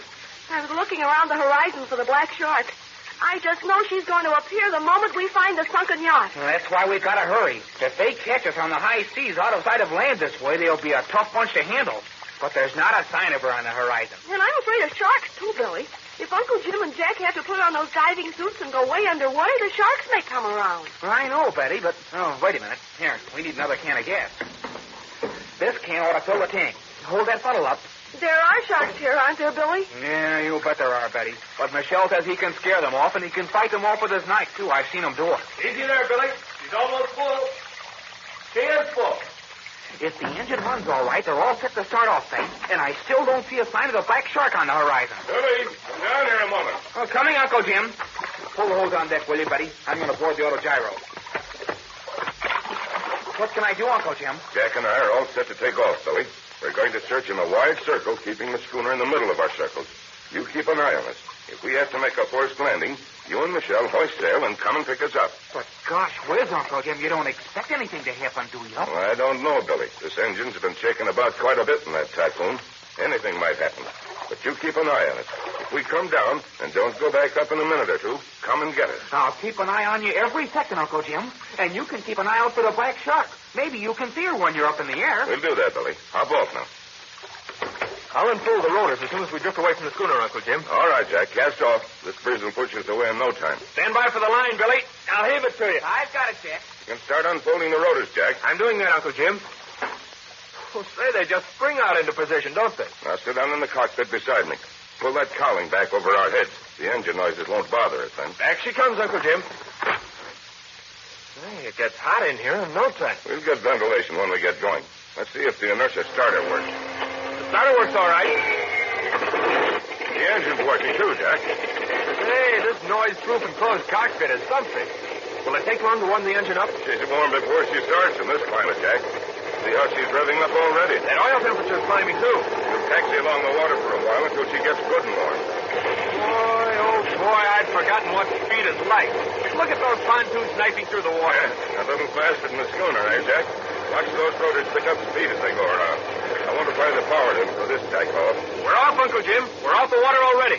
That's the autogyro for you, Jack. You can go straight up and down, almost like a helicopter. We're certainly going up fast. I'm going to fly in circles, Jack, getting further and further away from the spindrift. You keep the sharp lookout to the right. I'll keep my eyes glued to the left. If that submerged reef is anywhere around here, we'll find it. Well, if it's submerged too deeply, we'll never see it, Uncle Jim. We can see anything down to 30 feet in this water, Jack. And if the yacht struck that reef, the reef isn't submerged very far. Then maybe the yacht is all above water, Uncle Jim. Oh, I don't think so, Jack. If she'd stayed above water, nobody would have been lost. And since nearly everyone was lost, she must have struck the reef, then settled back into deep water immediately. I hope it's not too deep for us to reach with our diving suits. And on the other hand, I hope it's deep enough so that you wouldn't break to pieces when that typhoon passed here. There must have been some real waves sweeping over that reef. Uncle Jim, look over to the right. See where I'm pointing? The ocean seems to be a darker shade for a stretch. Oh, I see it, Jack. Just fly over there and see what it is. There. We're heading right for it now. Hold this course and we'll fly right over it. If that is the reef, we're pretty lucky. You might have had to look for days to find it. And if we were in the spindrift, we might have sailed right by it without seeing it. Take a look around the horizon, Jack. You see any sign of the black shark? I've been looking for her, Uncle Jim, but I don't see a sign of any vessel on the horizon. She's not very far away, I'll warrant. We're getting close to that dark area, Uncle Jim. Do you think it can be the reef? Certainly something under the water, Jack. Too long and too narrow to be the reflection of a cloud. I'll drop down close to the water as we approach it. It must be the reef, Uncle Jim. It's about a mile long and very narrow. That is a reef, Jack. I can see why it wouldn't be charted. Not on the steamer lanes, and a hydrographic boat might sail up and down the Sulu Sea for years and not see it. It is the reef, Uncle Jim. I can see the long ocean swells build up as they sweep over it. A ship could see it in the daytime. But not at night, and that's probably when Professor Loring's yacht struck. You're right, Jack. It certainly is a reef. I'm going to drop down right over it. We'll fly up and down and see if we discover any sign of the yacht. Uncle Jim, we're dropping straight down.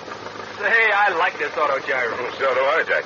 Now I'll hover over this spot for an instant. Can you see anything? Nothing that looks like a wrecked ship, Uncle Jim.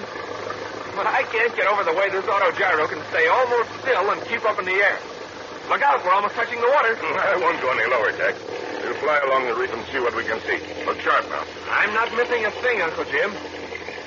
Look, straight ahead of us. There's a vague shadow in the water right alongside the reef. I see it, Jack. We'll be over it in a second. It looks as though it might be a wrecked ship, Uncle Jim, but it's way underwater. We'll know for sure in a second, Jack. Yes, by Jove, it is a wrecked ship. It slid back off the high ridge of the reef. It's about in 30 feet of water. Then it's Professor Lowen's yacht. It must be his yacht, Uncle Jim. Yes, it must be, Jack. In that yacht lies the treasure of uranium-235, which half the nations of the world would like to get hold of. Do you see any sign of the black shark yet, Jack? Not yet, Uncle Jim. Then we'll get the spindrift up here and start diving operations right away. And let's hope that the black shark doesn't show up until we're through and gone. So the wrecked yacht is found at last. And if the black shark will only stay away for a while, Jack and Uncle Jim will have time to recover the precious uranium-235. But they'll have to work fast, because the black shark did pick up that radio message and is speeding toward the spindrift with the diesel engine wide open. Hurry, Uncle Jim. There's no time to lose. And say, you'll certainly want to be on hand tomorrow when the spindrift reaches the Sunken Reef. You'll want to be with Jack when he puts on that diving suit. So listen in at this same time tomorrow for another exciting episode of The Adventure of the Sunken Reef with Jack Armstrong, the All-American Boy. Now, have you got the Wheaties all lined up for your breakfast of champions tomorrow and every morning this week? I have a hunch you're going to need lots of Wheaties because they sure do taste good with milk or cream and your favorite kind of fruit. That's the breakfast you should be eating this week and every week. Have you tried Wheaties? They're whole wheat with all the brands. This is Franklin McCormick saying goodbye until tomorrow for General Mills, makers of Wheaties, Breakfast of Champions, who have just presented another episode of Jack Armstrong, the All-American Boy. So just buy Wheaties, the best breakfast food in the land. Wave the Piper Hudson high, boys. Show them how we stand. Jack Armstrong! Jack Armstrong, the All-American Boy. Wave the Piper Hudson high, boys. Show them how we stand. Ever shall our team be champions, known throughout the land. Wheaties, Breakfast of Champions, bring you the thrilling adventures of Jack Armstrong, the All-American Boy.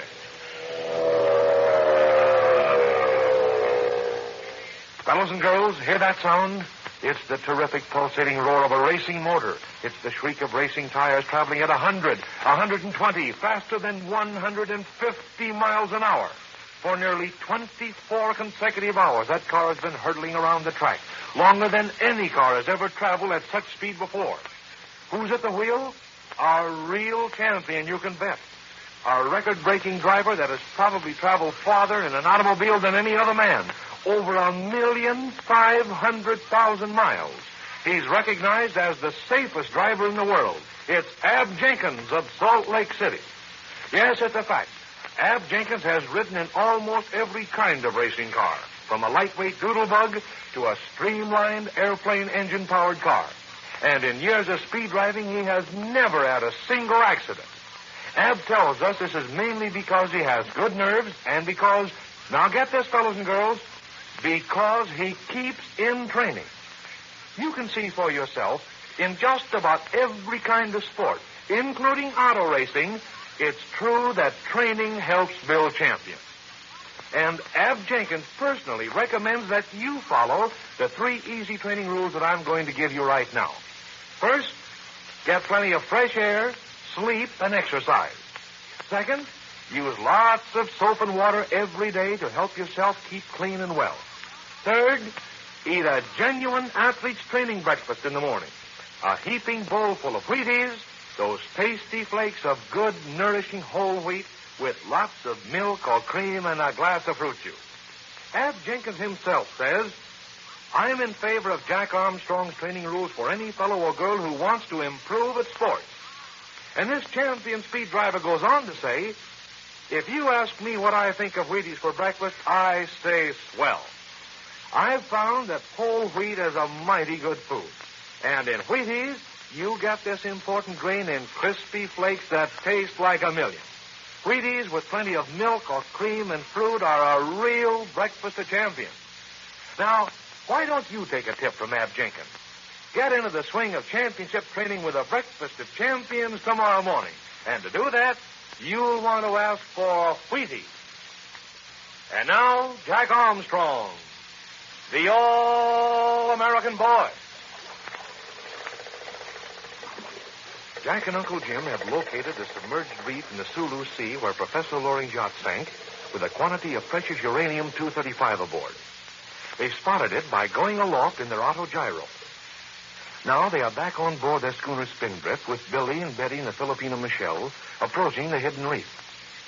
As they sail along over the smooth, sunlit seas in a light breeze, they are also keeping an eye on the horizon for any sign of the power schooner Black Shark, which, with Dr. Chapato and Blackbeard and their band of ruffians aboard, is following to rob them of the valuable uranium. Right now, Uncle Jim is at the wheel, and Betty and Michelle are on the lookout at the bow of the schooner. Jack and Billy have put all diving equipment on deck and are getting everything ready to commence diving operations as soon as they reach the sunken yacht. Listen. Jack, I think we're getting close to the reef. At least the ocean isn't so smooth over there. Look, Billy, I think Betty's right. See how the long ocean swells get a little steeper right ahead of us? I can see it all right, Jack, but if I didn't know what to look for, I'd never spot that for a submerged reef. We're almost there, Jack. How are you coming along with that diving equipment? Everything's in order, Uncle Jim. The 2 diving suits are laid out, the air pump is working, and the air lines are all ready to fasten. Good. How about the 3-way telephone set? All 3 telephones are working, Uncle Jim. I've connected one in each diving suit so we can talk to each other while we're diving. And Billy can have one set clamped to his head while he's working the air pump. Jiminy, Jack, I couldn't stand the suspense up here on deck if I couldn't talk to you and Uncle Jim while you were diving. It's going to make me feel better to be able to talk to you, Billy. I bet it's going to be sort of eerie down below the ocean, searching through the ship. You can tell me about the sharks you see playing around, Jack. Well, that's all right. You can tell me about the black shark when she appears over the horizon. Holy smoke, I hope the black shark doesn't show up while you and Uncle Jim are diving. It'll take her a long time to get here, even after she comes in view. Hey, look up there at Betty. She and Michelle must be the beginnings of the reef. I think we're getting pretty close, Uncle Jim. Jack, go forward and see if you can see any sign of the reef yet. Let me know in time to bring the schooner about. Aye, aye, Uncle Jim. Billy, you stay here to help Uncle Jim with the sheet. Okay, Jack. Don't let us run up on that reef. That'd suit the black shark fine, wouldn't it? But I'll keep my eyes peeled. Oh, hurry, Jack. I think we're getting awful close. Well, we're not too close yet, Betty. This water is so clear we can see pretty far down. What do you see, Michelle? We see nothing yet, Senor Jack, but water looks different. It does look different, doesn't it? It's a little darker, and the waves aren't so long between crests. Well, I'm afraid we might strike the reef before we see it, Jack. No chance of that, Betty. Look how clear the water is. We can look down for at least 15 feet. Maybe reef come up sudden, then too late. No time for Uncle Jim bring boat about. The spindrift will turn on a dime, Michelle. Wait a minute. Look ahead of us. She's shoaling fast. Uncle Jim, reef, dead ahead. Finally! Watch your seat, Billy. We're coming about. Aye, sir. Oh, my, but that reef appeared suddenly. We're all right now, Betty. We're sailing parallel to the reef now. Why, that reef sticks up underwater like a brick wall. That coral reef, Senor Jack, not brick wall. I know it's a coral reef, Michelle. I'm just surprised that it stands up so straight. Why, if a ship hit the reef and sank, she might slide back into hundreds of feet of water. But Professor Loring's yacht didn't slide into hundreds of feet of water, Jack. You said you could see it from the autogyro. It's resting on a ledge of the reef, Betty, about 30 feet down. Well, then we ought to see it soon. No, it's on the other side of the reef, Betty. Here comes Billy running forward. I wonder what's the matter. Oh, I hope he hasn't seen the black shark. I don't think he has. Hi, Billy. What's the trouble? Uncle Jim says he thinks the sunken yacht is on the other side of the reef, Jack. That's right, Billy, it is. But he says it's a long reef, and he doesn't want to sail all the way around it. You're to watch the reef and let him know if there's an opening we can go through. We'll all watch it, Billy. There's no place to get through here. The reef comes to within 4 feet of the surface. See how clearly it stands out under the water? Look, Jack, it's getting a little deeper now. Yeah, it is getting deeper, Betty. If it keeps on, we can cut right across it. Jumping Jiminy, it's almost deep enough now, Jack. Yep, we can make it now, Billy. Uncle Jim, luff up to kill headway. Billy, run back and tell Uncle Jim that if he comes about, he can cut across the reef. Okay, Jack. It's not very deep here, Senor Jack. It's deep enough for us, Michelle. We only draw 6 feet. It wouldn't be deep enough for the black shark. Oh, I still don't see any sign of the black shark, Jack, do you? She's somewhere on the horizon, Betty. Watch out for that jib. Uncle Jim's going to bring the spindrift about. I'm going right across the reef, Jack. Keep a sharp lookout. I will, Uncle Jim. There's enough water here. Jack, it's getting terribly shallow. It just looks that way because the water's so clear, Betty. See? We're passing over the narrow reef now. We'll be across in half a jiffy. Will there be any sharks here, Michelle? Maybe sharks, Senorita Betty. Maybe no sharks. The only shark I'm worried about is the black shark, Betty. There, we've passed over the reef. Look, Jack. What's that dark thing under the water to our right? Where, Betty? There. Oh, that's the ship. That's Professor Loring's wrecked yacht. Oh, Uncle Jim, look over there. There's the sunken ship. I see it, Jack. I'm coming about. Stand by to let go of the anchor. Watch it, Billy. We're coming about again. Help me get the anchor unlashed, quick. I'll take this lashing, Jack. You work on that one. Right. You want to be ready to throw the anchor overboard the instant we get over the sunken ship. Are you ready, Jack? I want to anchor as near the wrecked ship as we can. Just a second, Uncle Jim. Look, Jack, I can see part of the ship underneath the water right ahead of us. We'll be right over in half a jiffy, Betty. The anchor's all clear, Uncle Jim. Say when. Wait till you see that we're directly over the ship, Jack. Then let her go. We're almost over the yacht now, Jack. Hold it, Billy. Uncle Jim is luffing up to kill our speed. Stand by now. I'm all set, Jack. How about it? Okay, over she goes.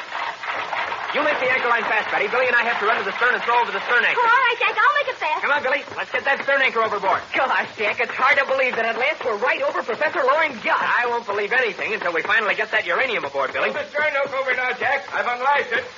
Watch that coil of line, Billy. I'll throw the anchor over. I'll make it fast, Jack. Gosh, we're anchored just where we want to be. Take down the mainsail, you two. I'll go forward and help Betty and Michelle take down the jib and float. Come on, Billy. Every moment is precious.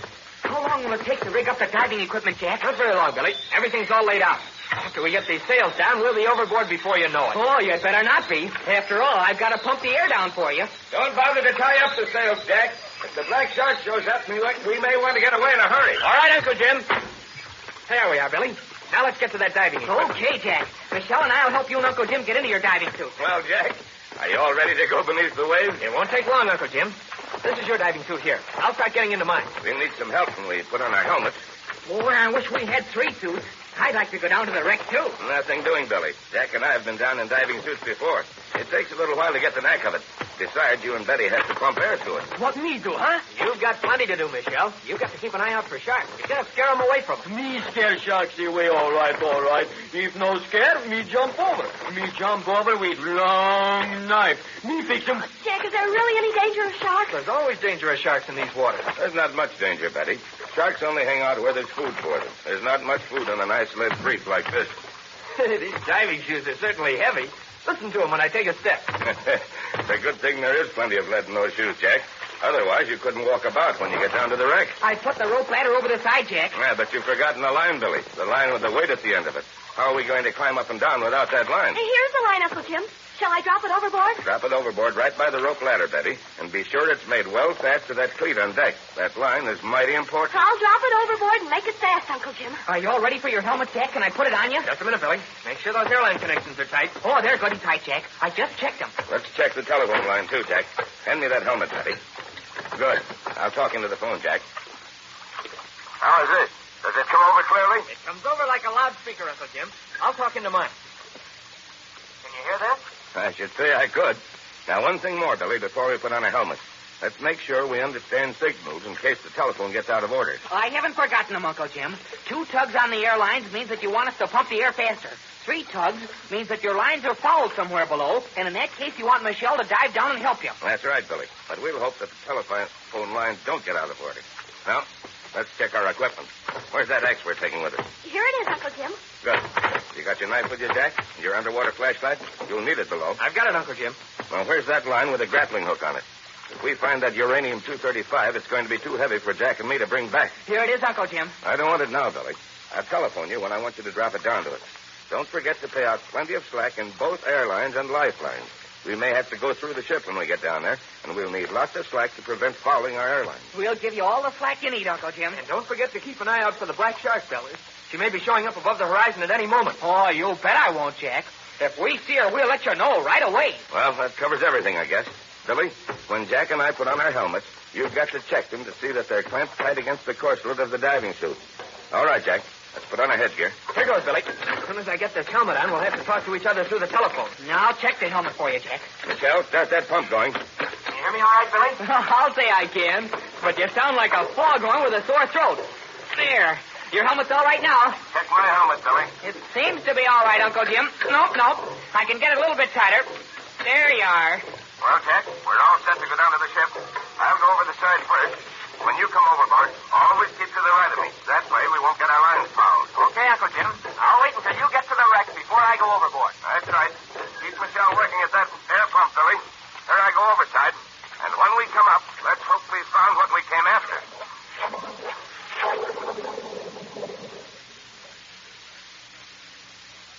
Uncle Jim has gone over the side, and Jack is just about to follow him down to the sunken yacht on that submerged reef. I don't have to tell you fellas and girls that there's an especially exciting time ahead, what with looking for the lost uranium and perhaps a few sharks playing about, and above all, the chance that Chapato and his crew are speeding to the reef just as fast as the black shark can take them. You certainly won't want to miss all that, so listen in, all of you, at the same time tomorrow to another thrilling episode of The Adventure of the Sunken Reef with Jack Armstrong, the All-American Boy. Now, don't let anything keep you from following a regular athletes training program all winter long. Have a heaping bowl full of Wheaties for breakfast, Wheaties with milk and a glass of fruit juice. That breakfast of champions is tops in good eating. You'll like it. I know you will. Have you tried Wheaties? They're whole wheat with all of the bran. This is Franklin McCormick saying goodbye until tomorrow for General Mills, makers of Wheaties, Breakfast of Champions, who have just presented another episode of Jack Armstrong, the All-American Boy.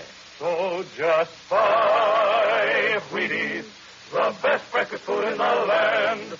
Wave the flag for Hudson High, boys. Show them Chesterton Radio, the true, good, and beautiful at chestertonradio.com. Jack Armstrong! Jack Armstrong, the All-American Boy. Wave the flag for Hudson High, boys. Show them how we stand.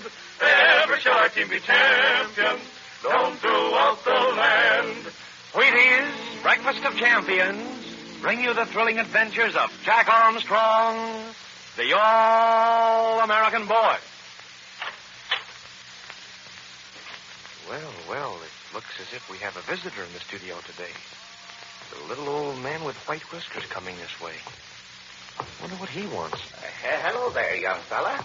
Are you the man who tells all the boys and girls about that breakfast dish, Wheaties? That's me, all right. Well, you're just the fella I want to see.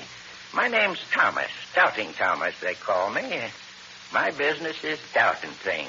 You mean you make a business of doubting everything you hear? That's right, young fella. And I've got a lot of followers, too. Boys and girls who doubt things just like I do. That's what I want to see you about. I understand you've been telling a lot of my young friends that Wheaties are extra nourishing. You say that Wheaties give you more nourishment than many other whole wheat breakfast cereals do. Now, I doubt that. How can Wheaties be more nourishing than some other whole wheat dish? Listen, old-timer. When you walk into a store and look at an automobile or a bicycle or a suit of clothes, how do you make up your mind to buy it? Well, I look for the one that gives me the most for my money. Okay. And you're getting more for your money in real champion nourishment when you buy Wheaties. Did you ever hear of vitamin B1? That's a vitamin you and I and everyone else can't get along without. Vitamin B1, eh? I doubt that. What's it good for? We need vitamin B1 for good appetite and to help keep our nervous system in good working order. Those toasted Wheaties flakes with the extra good flavor give you every bit of the vitamin B1 found in the natural wheat grain. All right, I'll believe you there, but I doubt that Wheaties give you more vitamin B1 than other wheat cereals do. Well, here's the answer to that. You know, whole wheat is naturally rich in vitamin B1. But when we harvest it and cook it and transform it into foods we like to eat, lots of that important vitamin B1 may be lost. Now, Wheaties are made by a special process. They're guaranteed to give you all of wheat's vitamin B1. Extra nourishment you don't get from lots of other wheat foods. Oh, doggone it, young fella.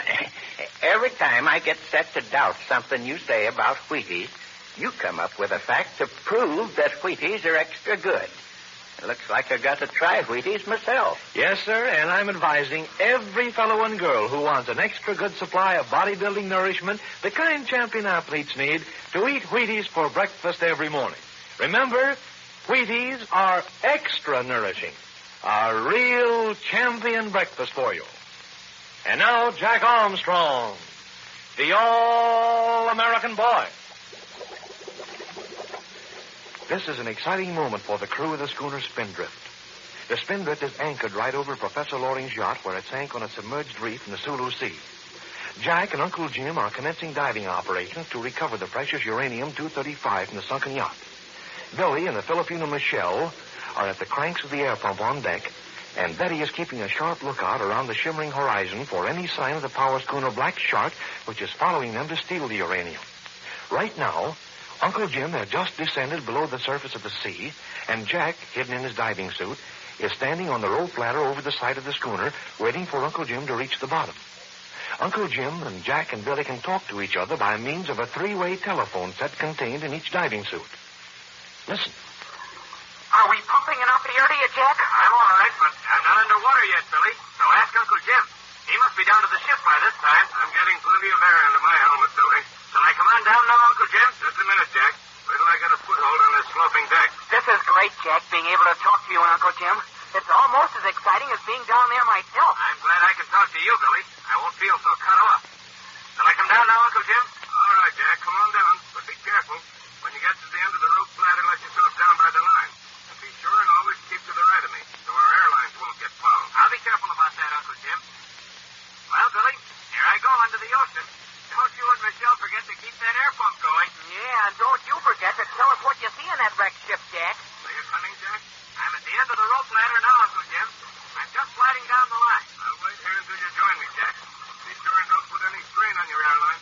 Can you see anything underwater, Jack? I can still see you. You bet I can see, Billy. Why, the sunlight comes right on down. I can see the bottom of the Spindrift. I can see the air bubbles streaking all the way from your helmet. You look like a big sea monster blowing bubbles. Careful, Jack. You're coming down almost directly on top of me. Try to work your way over to the right. I'll try, Uncle Jim. Takes a little while to get used to this diving suit.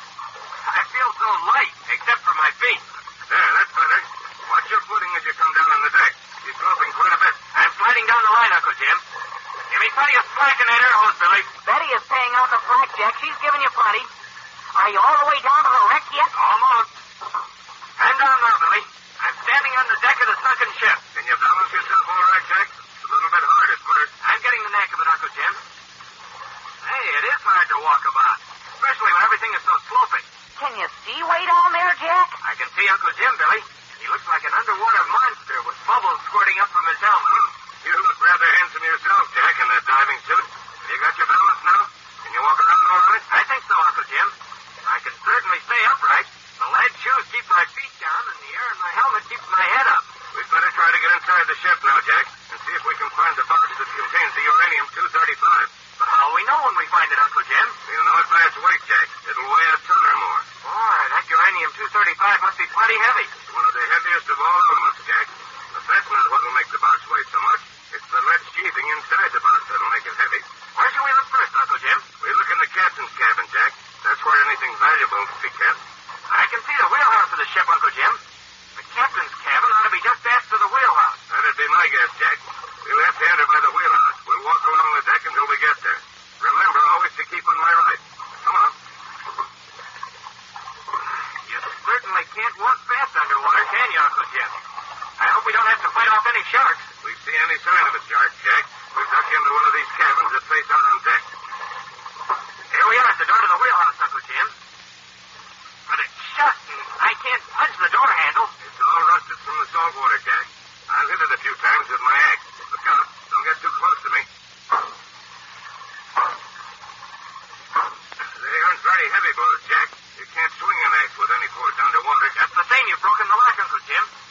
Here, I can swing the door open slowly. That's fine, Jack. I'll go in the wheelhouse first. You follow me. We'll soon see if the uranium's in the captain's cabin. Shall I come in now, Uncle Jim? Come in, Jack, but watch your airline. Don't let it snag against the cabin as you come in. Billy, are you still listening? Jumping Jiminy, yes. What's the matter down there? I need more slack in my airline. Tell Betty to pay it out. Lots of it. Jack needs more slack in the airline, Betty. Pay it out. You better give Uncle Jim plenty, too. I'm coming in now, Uncle Jim. Hey, it's dark in here. I can't see through the water at all. We'll need that underwater flashlight now, Jack. Unhook it from your belt and flash it around. Here it is. Yeah, that's better. Works fine down here under the water, doesn't it? Hey, Uncle Jim. There's a door leading aft from the wheelhouse. Maybe the captain's cabin is there. We'll soon see, Jack. Just a minute. Look, I'll let the batter open with the axe. Look out. Now, Jack, lend a hand and we'll see if we can both push it open. All right, Uncle Jim. It's hard to push with much force underwater. Oh, she is stuck. We've almost got her, Jack. One more big shot. She still won't budge. Stick the edge of the axe in the door jam, Uncle Jim. Maybe we can pry it open. I'll try it. That's better. She's opening a little. Now let's both push. Brace yourself against the foot of the shark bed. There we are. She's open. Jack, Uncle Jim. What's the matter, Billy? Betty has just seen something on the horizon. It looked as though a ship of some kind is coming this way. Does she look like the black shark, Billy? Has she any sail up? Well, she hasn't any sail up, Jack, and she's too far away to see if she's a schooner or not. Betty has just gone below to get the binoculars. Here she comes now. I'll let you know what she looks like in just a second. What are we going to do if she is the black shark, Uncle Jim? I don't know, Jack. Can you see her through the glasses now, Billy? I can see her, Uncle Jim. Yep, she's a power schooner, all right. I can see her masts, and she's coming under power. But what about her hull, Billy? Has she a black hull? Just a minute, Jack. There's not much of her hull showing above the horizon yet. Yep, she has a black hull. She's a black shark, all right. No doubt about that. Uncle Jim, hadn't we better get back to the spindrift right away and come back to the reef later? That wouldn't do any good, Jack. If we can see the black shark, you may be sure that she can see us. She'll know where the reef is. She'll come here and get the uranium herself if we leave now. But if we take the uranium aboard the spindrift and sail away with it, the black shark will certainly overhaul us with their diesel engine. That's right, Jack. We'll have to trust to our wits as we have before. If that fails us, we'll have to throw the uranium overboard in deep water where they'll never be able to get it. Then we'll be sure that no other nation gets it to use against our country. Well, we'd better hurry and find the uranium then and get it aboard the spindrift before the black shark gets here. We certainly have. We've got time to do that. It'll take the black shark some time to get here. Let's get inside this cabin and see if the uranium's in there. Billy, I'm not getting any air. Have you stopped pumping? Gosh, no, Jack. Michelle and I are both at the pump. I'm getting plenty of air, Jack. I'm not, Uncle Jim. Your airline must be fouled somewhere. Billy, look sharp. Jack's airline's fouled. Tell Michelle to dive overboard and follow the airline down to the wreck. See where the line is fouled and clear it. It's probably twisted somewhere. Hurry. Michelle, Jack's airline is fouled. Dive overboard and try to straighten it out quick. Don't move, Jack. Conserve what little air you've got in your helmet. Breathe very slowly and don't waste any air talking. Michelle is overboard, Uncle Jim. I can see him going down to the airline. Good, Billy. Tell Betty to take Michelle's place at the air pump and be ready to stand by the lifeline. If Michelle can't straighten out the airline, I'm going to bring Jack above in a hurry. Give me a hand with the air pump, Betty. Yeah, girl. Michelle's working at the airline now, Jack. I can see him working outside the door of the wheelhouse. There. I think he's unsnagged it. Well, I'm getting air now, Uncle Jim. Oh, boy, oh, boy.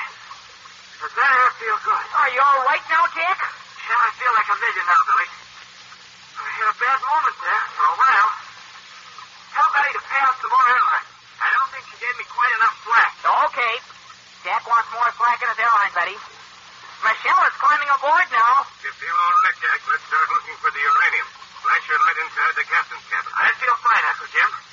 Look! Look outside the wheelhouse. What's the trouble, Jack? What do you see down there? It's a shark, Billy. A shark? A real seagoing shark, Billy. Holy smoke, how big is he, Jack? He's too big to suit me. He must be 12 feet long. But where is he? Is he outside the wreck? He's swimming about slowly, Billy. He's outside the wheelhouse. He's swimming about on deck. Billy, tell Michelle to throw the line with a grappling iron overboard. Maybe the grappling iron will frighten the shark. Michelle, Uncle Jim said to throw the grappling iron overboard. That may scare the shark away. He's going to do it, Uncle Jim. Good. The shark swims into the wheelhouse, Jack.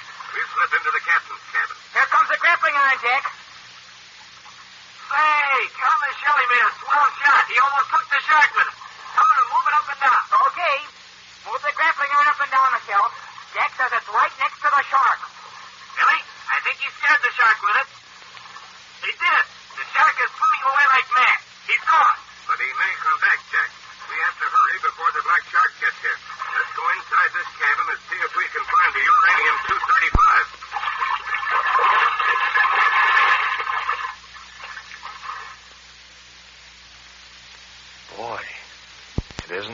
fun exploring that sunken ship in a diving suit. And if that shark comes back, Jack and Uncle Jim are going to have a time getting back on board the Spindrift, too. And if they find the precious uranium and get back on board the Spindrift, there's still the power schooner Black Shark to contend with. Chapato and Blackbeard and that bunch aren't going to let that uranium get away from them now if they can help it. Believe me, there's some special excitement ahead, and you won't want to miss it. So be on hand, all of you, at the same time tomorrow for another thrilling episode of The Adventure of the Sunken Reef with Jack Armstrong, the All-American Boy. Now, if you get hungry along about 3 or 4 o'clock in the afternoon, there's just one thing to do. Help yourself to a big bowl of Wheaties when you get home from school. Wheaties and milk. Boy, that's my idea of a real champion afternoon lunch. Try it yourself and see if I'm not right. I hope you've got plenty of Wheaties on hand. Have you tried Wheaties? They're whole wheat with all of the bran. This is Franklin McCormick saying goodbye until tomorrow for General Mills, makers of Wheaties, Breakfast of Champions, who have just presented another episode of Jack Armstrong, the All-American Boy. So just buy Wheaties, the best breakfast food in the land. Wave the flag for Hudson High, boys. Jack Armstrong! Jack Armstrong! Jack Armstrong, the All-American Boy. Wave the flag for Hudson High, boys. Show them how we stand. Ever shall our team be champions, known throughout the land. Wheaties, Breakfast of Champions, bring you the thrilling adventures of Jack Armstrong, the All-American Boy. Say, basketball season is here again. And let me ask you, how are you making out on your school basketball team this season? Did the coach call you up to the first team when practice started? Or are you sitting the game out on the bench waiting for your chance to get in as a substitute? Well, here's something I've noticed from watching teams in action. A player may stack up to look like good basketball material. He may be tall and rangy and fast-moving. But if that player is not in good condition to play a strenuous game, chances are he'll stay on the bench most of the time. Yes, sir, it all boils down to just one simple question. Are you keeping in training?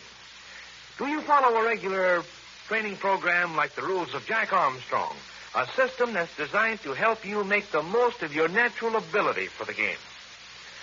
If you can say yes to that question, it's a good bet you're the kind of basketball material a coach is interested in.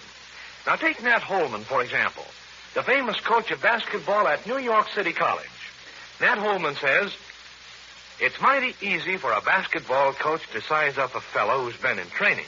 He's fast on his feet, has plenty of endurance, and can be counted on to make winning scores. I've heard of the Jack Armstrong training rules, and I think they're a good thing for anyone to follow. You see, Nat Holman recommends for young basketball players the 3 famous training rules of Jack Armstrong, the training system I ask you to follow. And see what Coach Holman says about that special training breakfast you're advised to eat. A heaping bowl full of Wheaties with lots of milk or cream and fruit. Nat Holman says, to eat a nourishing breakfast every morning is part of my personal training schedule. And my favorite dish is Wheaties. I like whole wheat, and Wheaties bring it to me in about the best form I've ever tasted. No wonder they call it a champion's breakfast. And I check with Nat Holman all the way. No wonder they call Wheaties a champion's breakfast. You've got all the well-known important nourishment of real whole wheat in those crunchy toasted flakes. You've got a flavor that keeps millions of fellas and girls just like you happy mornings. And you've got a breakfast that's a steady favorite with probably more great athletes than any other dish of the kind. Wheaties, milk, and fruit. You bet that's a breakfast of champions. The breakfast for you every morning. And now, Jack Armstrong, the All-American Boy. Jack and Uncle Jim are on the bottom of the ocean. Encased in diving suits, they are searching through Professor Loring's sunken yacht for the valuable uranium-235, which was on board when the yacht hit a submerged reef in the Sulu Sea. The schooner Spindrift is anchored above the reef, over them. On the deck of the Spindrift, Billy and the Filipino Michelle are working at the air pump to send air down to Jack and Uncle Jim, and Betty is keeping a watch on an ominous power schooner, the Black Shark, which is coming up fast. And now, as air bubbles streak up through the water from their diving suits, Jack and Uncle Jim are in the sunken yacht about to explore the cabin leading off from the wheelhouse. A three-way telephone set in each diving suit allows them to talk to each other and to Billy. Listen. Flash your underwater light into this cabin, Jack. There. Hold it just that way for a moment. This looks like the captain's cabin, Uncle Jim. It was the captain's cabin, Jack. And this is where anything valuable would usually be kept. That box of uranium-235 is probably in here somewhere. But I don't see anything of a box large enough to hold the uranium-235, Uncle Jim. It won't be a very large box, Jack, but it'll be heavy as lead. In fact, it'll be mostly lead. Uranium-235 will be encased in lead to protect everyone from its radioactive properties. We'd better go inside the cabin, Uncle Jim, and look around carefully. All right, Jack. Billy, are you listening to us? You bet I'm listening, Uncle Jim. I'm not missing a word. Good. Tell Betty to pay out some more slack in our airlines. We're going inside the captain's cabin. Okay. Jack and Uncle Jim need more slack in the airlines, Betty. Pay it out. She's doing it, Uncle Jim. That's fine. Come on, Jack. I'll go first. Can you see anything, Jack? I mean, can you see anything of that box with the uranium? Oh, give us time, Billy. All we can see is some brightly colored fish swimming around the cabin. Flash your light under this bunk, Jack. That'd be a likely place to store a box. I don't see anything under... Yes, I do. There is a box under there. A good-sized box, too. I see it, Jack. Must be pretty heavy, too, or it'd be floating around the cabin. Is that the box, Jack? Is that the uranium? Give us a chance to find out, Billy. We're as excited about it as you are. Let's try to move it, Jack. We'll have to bend over and get a hold of it. Then pull it out if we can. Boy, it's hard bending over in this diving suit. Wait, I'll adjust the air valve and let a little air out of the suit. That's the idea, Jack. Now let's try to move that box. Hey, it must weigh a ton. This must be the uranium, Uncle Jim. I think it is, Jack. I'm sure it is. It's too heavy to be anything else. Betty, Michelle, they found the box with uranium. They found it under a bunk. Let me have the axe, Uncle Jim. Maybe I can pry it out a little way. There. She's coming some. Now you pry your end out some. Here's the axe. We can move it out from under the bunk this way, Jack. Now she's coming out. Oh, Jack. Is that you speaking, Betty? What are you doing at the airport? They Billy give them to me, Jack. I just had to listen for a little while. Have you really found the box? We found it all right, but it weighs a ton. All we can do to slide it out to the middle of the cabin, even underwater. You better hurry. The Black Shark's getting nearer and nearer. Are you sure it's the Black Shark now, Betty? We're absolutely sure, Uncle Jim. We can see her through the binoculars plainly. We can't waste any time getting this box aboard the Spindrift, Jack. We don't want to be under the surface once Geppetto and his gang gets here. We've got to get a line down here now, Uncle Jim. That'll help us get the box outside the cabin in the wheelhouse. Then we can go above and hoist it up. Betty, tell Billy to lower the line with the grappling iron on it. Jack, you step outside the wheelhouse and bring it in when they lower it. And keep your eyes open for that large shark we saw playing around. You can bet I'll watch out for that shark, Uncle Jim. Is Billy lowering the grappling iron, Betty? He's just about ready to, Jack. I'll get on the deck of this rack and grab it. Don't go out of the wheelhouse if that shark's around, Jack. Trust me for that, Betty. But I don't see a sign of the shark now. Billy's lowering the grappling iron, Jack. Can you see it? Yep, I can see it coming down, Betty. I can see a lot of things when I'm outside the wheelhouse. The water is clear and everything's as bright as green moonlight. Billy says to let me know when it's down far enough. I've got it now, Betty. Tell Billy to give me enough slack to take it back to the cabin. And say, he'd better rig his end to a snatch block. It's going to take a hefty pull to move that box outside the wheelhouse. Watch your airline, Jack. You don't want to get it fouled again. I'll say I don't. There, it's straight now. And here's the grappling iron. I'll pry the box off the cabin floor, Jack. You slip the line around it. That's the idea. Now wedge the grappling iron into the box. There. She's all set now, Uncle Jim. Let's see if we can drag it out to the wheelhouse. It's going to be hard to pull it underwater, Jack, without something to brace on, but we'll try it. Lay hold.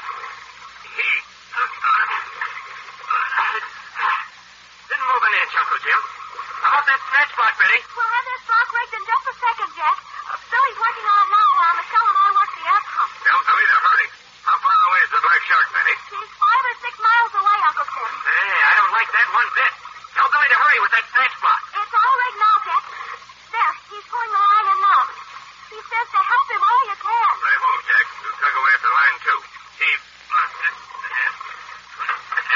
She's moving, Uncle Jim. She's moving right along. We'll have her in the wheelhouse in a jiffy. Then we'll get her on deck of the wreck, and you and I can go above and help hoist it. Is the box moving all right, Jack? Yep, we're coming along fine, Betty. Come in outside in half a minute.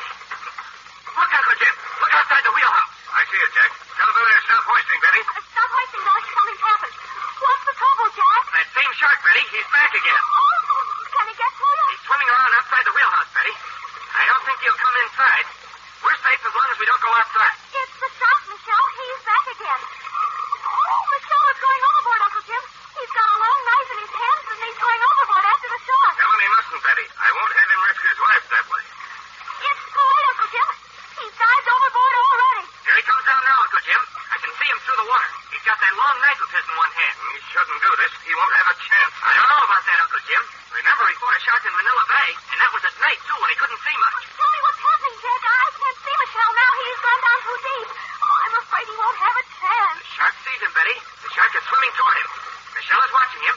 He's kicking his legs, and he's thrashing his arms about. He's trying to frighten the shark away. Is he doing it, Jack? Is he frightening the shark away? I can't tell you. The shark isn't swimming directly for him now. He's turning over on his side a little. But he's getting closer and closer. He doesn't know what to make of it all. Oh, I hope he frightens them away. The shark is almost to him now, Betty. But he's not rushing. He's swimming in cautiously. He doesn't understand it all. Oh, look, Uncle Jim. Michelle took a swipe at the shark with his knife. He got him, too. He stabbed him in the side. Oh, goody. Is the shark swimming away, Jack? Is he frightened? Yes, he's swimming away, Betty. Wait a minute. He's turning around. He's coming back.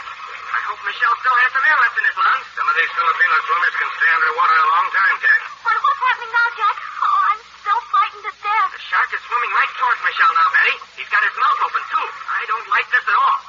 Michelle isn't splashing now. He's waiting. He's holding his arm right out toward the shark. He's got the knife in his hand, and he's holding it out right toward the shark. Watch Michelle, Jack. I think I know what he's going to do. I've heard of it before. But I don't understand it, Uncle Jim. He's inviting the shark to bite off that arm. Look at him. He's slipped his arm inside the shark's mouth. Oh, has he? Did he? Oh, Jack, has he lost his arm? No, something's happened. Oh, I see. The shark can't close his mouth, Betty. The shark can't close his mouth. It's wedged open with Michelle's knife. Uncle Jim, did you ever see anything like that before? I've heard of it, Jack, but I never expected to see it. The shark is swimming away, Betty, and is he streaky? And Michelle's going up for air. He'll need it. Tell Billy to stand by to help him aboard. Oh, Jack, I can hardly believe it. Here comes Michelle now. Billy's helping him climb aboard. I'll watch the air pump by myself until Michelle gets aboard. Do you think the shark will come back, Uncle Jim? I don't think he'll ever come back here, Jack. He'll spend the rest of his days trying to close his mouth. Then we can get the uranium aboard the spindrift before Chappelle gets here. Uncle Jim, if we brace ourselves against the door of the wheelhouse, we can pull the box out to the deck and have it all ready to hoist up. We can try it, Jack. Every moment counts. Here, you can get a good purchase if we brace ourselves against the door jam. I hold. Heave. Yeah, she's moving, Uncle Jim. We'll have her outside in half a jiffy. Michelle's aboard now, Jack. He'll help me at the pump in just a second. Billy's hauling in the line with the snatch box. We almost got the box outside the wheelhouse, Betty. There, it's outside. We can hoist it straight up to the spindrift now, after Uncle Jim and I come up. Pull in our airlines. We're coming up. You go first, Jack. Here's the lifeline here. Pull yourself up to the rope ladder, then climb aboard. And I'll follow you. All right, Uncle Jim. Here I come, Betty. Haul in the airlines. I'm hauling it in, Jack. Michelle is working the air pump. Oh, he's too wonderful for words. He doesn't seem a bit tired. I'm at the bottom of the rope ladder now, Betty. I'll be above water before you know it. Oh, we haven't much time, Jack. The black shark's getting closer and closer to us. What are we going to do when we get the uranium aboard? We'll have to figure out something to do, Betty, to keep Geppetto from getting the uranium. Well, here I am up in the sunshine again. Tell Billy to lend me a hand. This diving suit is plenty heavy above water. Gosh, yes, Jack, we're glad to see you safely up. Here, I'll unclamp your helmet. Stand still now while I take it off. Oh, Jack, I'm so glad you're back aboard safely. There, Jack, your helmet's off. How's that? Oh, boy, does that feel good. Here comes Uncle Jim up. Let's lend him a hand. We'll have him on board in a split second, Jack. Then we'll get the uranium. But then, for Pete's sake, tell me how we're going to get away from Geppetto and his crew. I don't know, Billy. We'll figure it out somehow. And if we can't get away, we'll dump the uranium in the bottom of the ocean where Geppetto will never lay hands on it. Come on, let's help Uncle Jim aboard.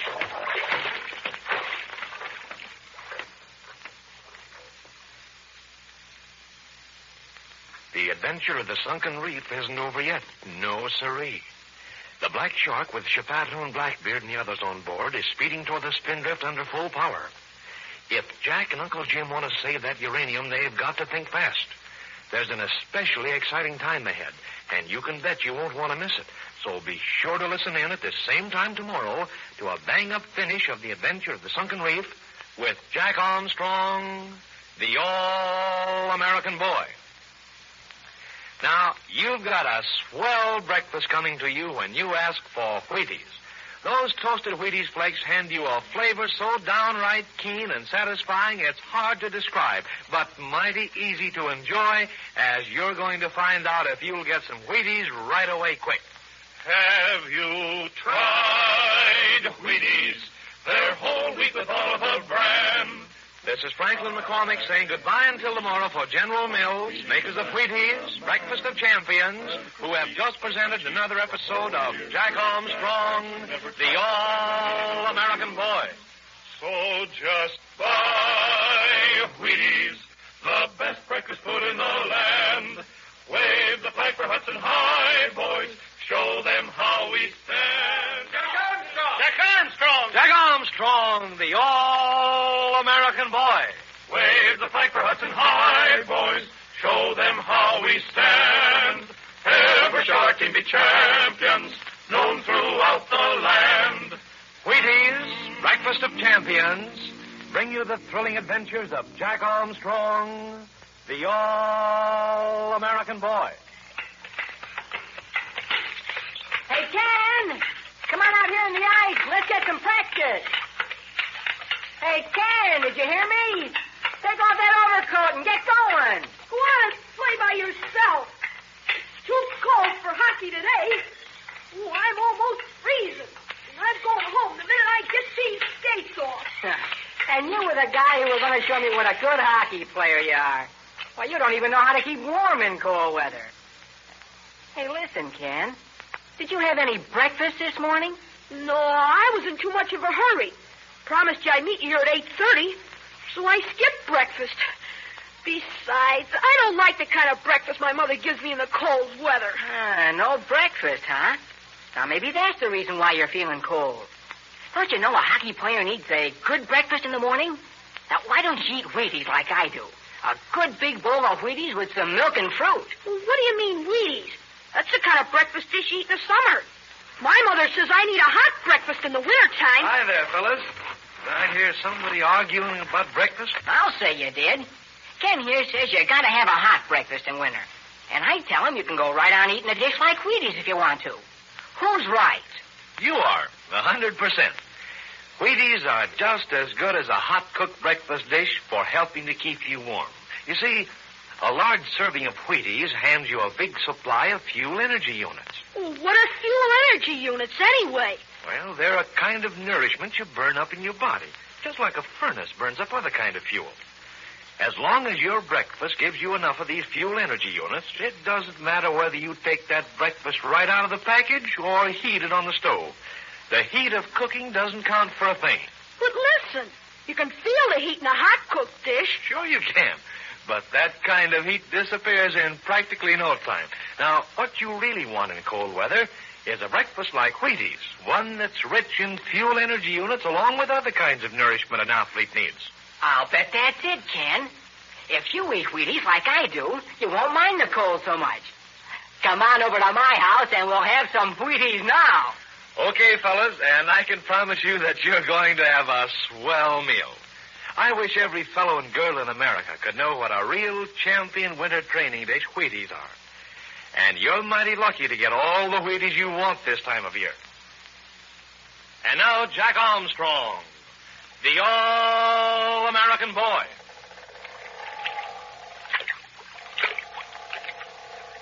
Jack and Uncle Jim have just salvaged the precious uranium-235 from Professor Loring's sunken yacht off a submerged reef in the Sulu Sea. With the help of Billy, Betty, and the Filipino Michelle, they have hoisted the heavy box to the deck of the Spindrift, which is anchored above the sunken yacht. Jack is lashing the valuable box to the deck cleats, and Uncle Jim and the others are anxiously watching the approach of the power schooner Black Shark. On board the Black Shark are Chapato and Blackbeard and others of their crew have been following Uncle Jim to steal the precious uranium. And now, while the shimmering horizon of the Sulu Sea shows no sign, no help in sight, the crew of the Spindrift is about to up anchor and sail away from the submerged reef. Listen. There, Uncle Jim. The box of uranium is all lashed down on deck. We may have to cut those lashings in a hurry, Jack. If the black shark tries to board us, that uranium goes overboard the instant they set foot on our deck. But what are we going to do now, Uncle Jim? The black shark's getting terribly close. We're going to hoist sail and leave this submerged reef, Betty. We'll try and prevent them from boarding us if we possibly can. Uncle Jim, I have a corking idea, if it'll work. What is it, Jack? Most of this submerged reef comes to within 3 or 4 feet of the surface. But this stretch here, where we cut across the reef, has about 7 feet of water over it. We know we can cross the reef there because we've done it. But jumping crickets, Jack, we're already across the reef. Yeah, of course we are, Billy. My idea is to go back to the other side of the reef and cross it again. But what good will that do, Jack? Here's the idea, Billy. We can cross this stretch of reef, but the black shark can't. She draws too much water. She'll pile up if she tries to. Well, I follow you, Jack. Jiminy, I don't follow you. What's the rest of your plan? Listen, Billy. We'll cut across the reef now and go back to meet the black shark. Holy smoke, you're going back to meet the black shark? That's just what we'll do. But when we get halfway to her, we'll pretend to change our mind. We'll turn around and sail away from her. Oh, I see, Jack. We'll sail back to this reef. They'll chase us. We'll sail across the reef, and they'll hit the reef. That's it exactly, Betty. They don't know where the reef is. You can't see it until you're almost to it. And they'll think there's deep water here because they'll see us sailing right on through the reef. Jumping cricket, that's a crackerjack idea. Do you think it'll work, Uncle Jim? It's certainly worth a try, Billy. We know we can't escape the black shark under sail. But when we come back to the reef, how will we know the exact spot to sail across it, Jack? Well, we'll drop a buoy of some sort overboard to mark it, Betty. Then we'll sail back on our original compass course until we see the marker. Well, come on. What are we waiting for? The black shark is coming right along. We'll leave our stern anchor here to hold the marker in place. Billy, make a life preserver fast to the stern anchor line and throw it overboard, line and all. Jack, you and Michelle hoist the mainsail, and we'll swing to our bow anchor. Come on, Michelle. Let's get that mainsail up. Si, senor. The sail's already out of stop, Michelle. I'll take the throat halyard. You take the peak. Ready? Me ready, Senor Jack. Then up we go. Haul away. That very smart idea you had, Senor Jack. We fooled Chipato, huh? We no let him catch me. We won't let him catch anybody, Michelle. And he won't get the uranium either. He'll be stuck high and dry on this reef while we're sailing away. We got hurry, huh? Black shark not far away. Well, just about have time, Michelle. There, the throat's high enough. Hoist the peak a little higher.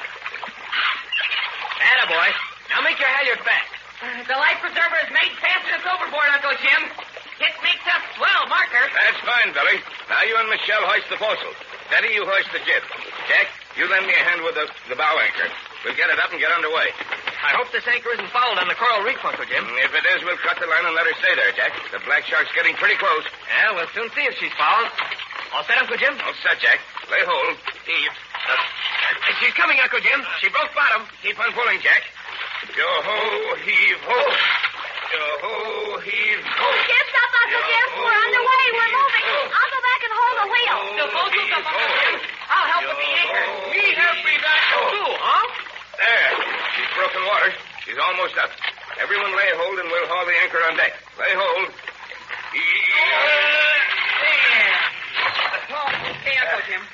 Now I'll go back and take the wheel from Betty, Jack. You and Billy trim in those sheets. Michelle, you stay here and lash down the anchor. She's Officer Vanderbilt. I'll take the foresheet, Jack. You trim in the main sheet. Okay, Billy. How flat do you want him trimmed, Uncle Jim? Trim an easy sheet, Jack. The wind will be dead abeam when we head back to the black shark. How's this, Uncle Jim? A little more, Jack. There. That's just about right. Stand by. I'm going to come about. Look sharp, Jack. We're about to cut across the reef. See that we've got enough water under us. This is the right place, Uncle Jim. We've got about 7 feet under it. I hope you'll guess right, Jack. We don't want to be stuck now. We're all right, Billy. See, we're over the shallowest part now. I'll bet we've got a good foot to spare. I'm going to head right for the black shark, Jack. Take an accurate compass reading for me. Okay, Uncle Jim. We're heading exactly north, 1/2 east. Remember that, Jack.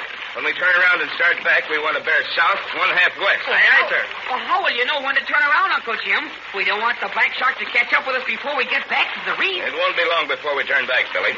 The black shark's making close to 10 knots through the water now.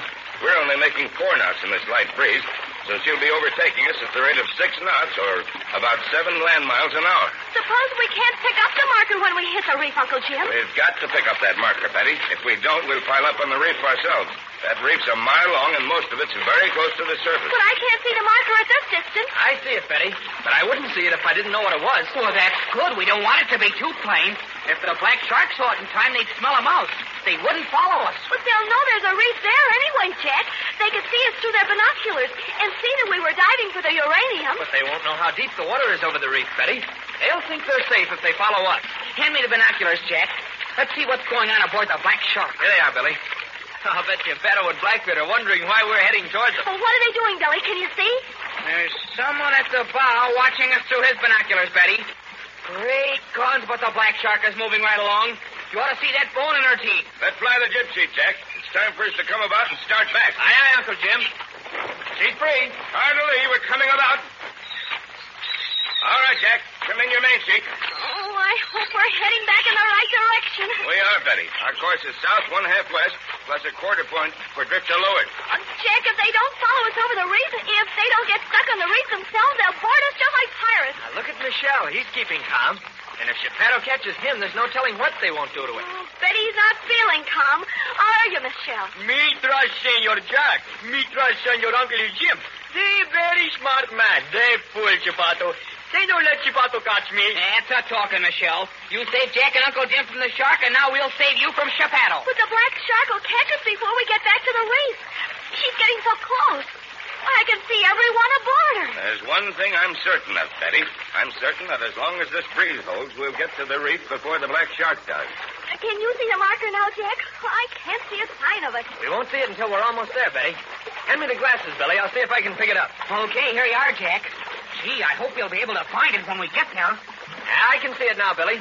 We're heading just right, Uncle Jim. That's fine, Jack. We'll be to the reef in just a moment now. Suppose the Black Shark does hit the reef, Uncle Jim. Suppose they have to take to their boats. Will the crew be in any danger? They won't be in a bit of danger in this calm sea, Billy. They can get to one of the islands in their lifeboats with no trouble at all. They got one lifeboat with engine, Captain Ferryfield. Then we surely won't have to worry about their safety, Billy. Look sharp now, everybody. We're getting close to the reef. Well, I'll say we are. Why, I can see the marker. See it, Betty? Just off the starboard bow. We want to hit the reef about 100 yards to the left of that marker, Billy. We're headed straight for the right place. It's getting shallow, Uncle Jim. I can see bottom now. Don't be alarmed, Betty. We know there's enough water for us at this point. If there's not, we'll soon find it out. We're almost to the reef. We're passing over it, Billy. See? It's getting deep again. And the Black Shark is right behind us. Look, I can see Blackbeard at the bow. And there's Geppetto with him. And Lazaro, too. They're worried about something. They know there's a reef here somewhere. They keep coming much longer, Jack. We've done the trick. Wouldn't you think they'd have the sense to slow down, Uncle Jim? At the speed they're going, it'll take them a long time to stop. And it won't do them any good just to turn. They'd hit another part of the reef. They're so intent on catching us, they aren't paying much attention to the reef, Billy. They think it's safe enough to follow us. Look, Uncle Jim, Blackbeard sees the reef. He's pointing it out to Geppetto. Why, they signal full speed reverse. Look at the water churn up at their stern. They'll never be able to stop in time now. There they go. They struck the reef. Well, I'll say they struck it. Look, Jack. The bow of the Black Shark is lifted high up out of the water. They've come halfway across the reef, Billy. Look, Uncle Jim, they'll never be able to get off. It wouldn't do them any good to get off, Jack. The bottom of the Black Shark must be ripped from stem to stern. If she slid off the reef, she'd sink like a stone. Are they in any danger, Uncle Jim? Not a bit, Betty. They can take to their lifeboats and get to safety any time they want to. But take a good look at the Black Shark, all of you. You've seen the last of her.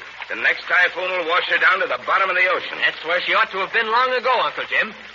And now, what next? We're going to Mindanao, Jack. We're going to stop by at Zamboanga to deposit this uranium with the U.S. Army at Petit Barracks. And then we're going into Mindanao to find Professor Loring and the White Sultan of Mindanao.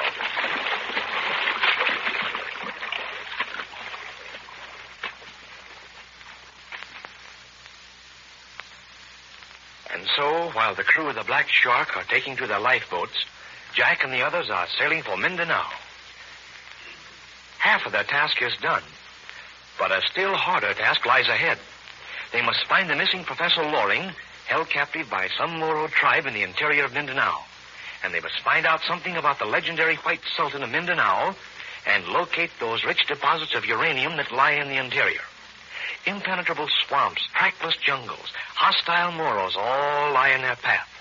Strange adventures await them, and you won't want to miss a single exciting episode of all this.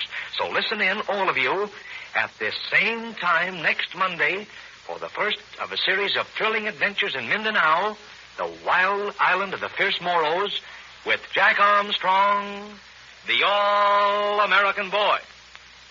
Now, be sure you've got plenty of Wheaties to last you over the weekend. You'll want them for breakfast in the morning and for a quick lunch any time you get hungry. Ask Mother right now to order the big orange and blue package with the two famous General Mills trademarks, Wheaties and Breakfast of Champions.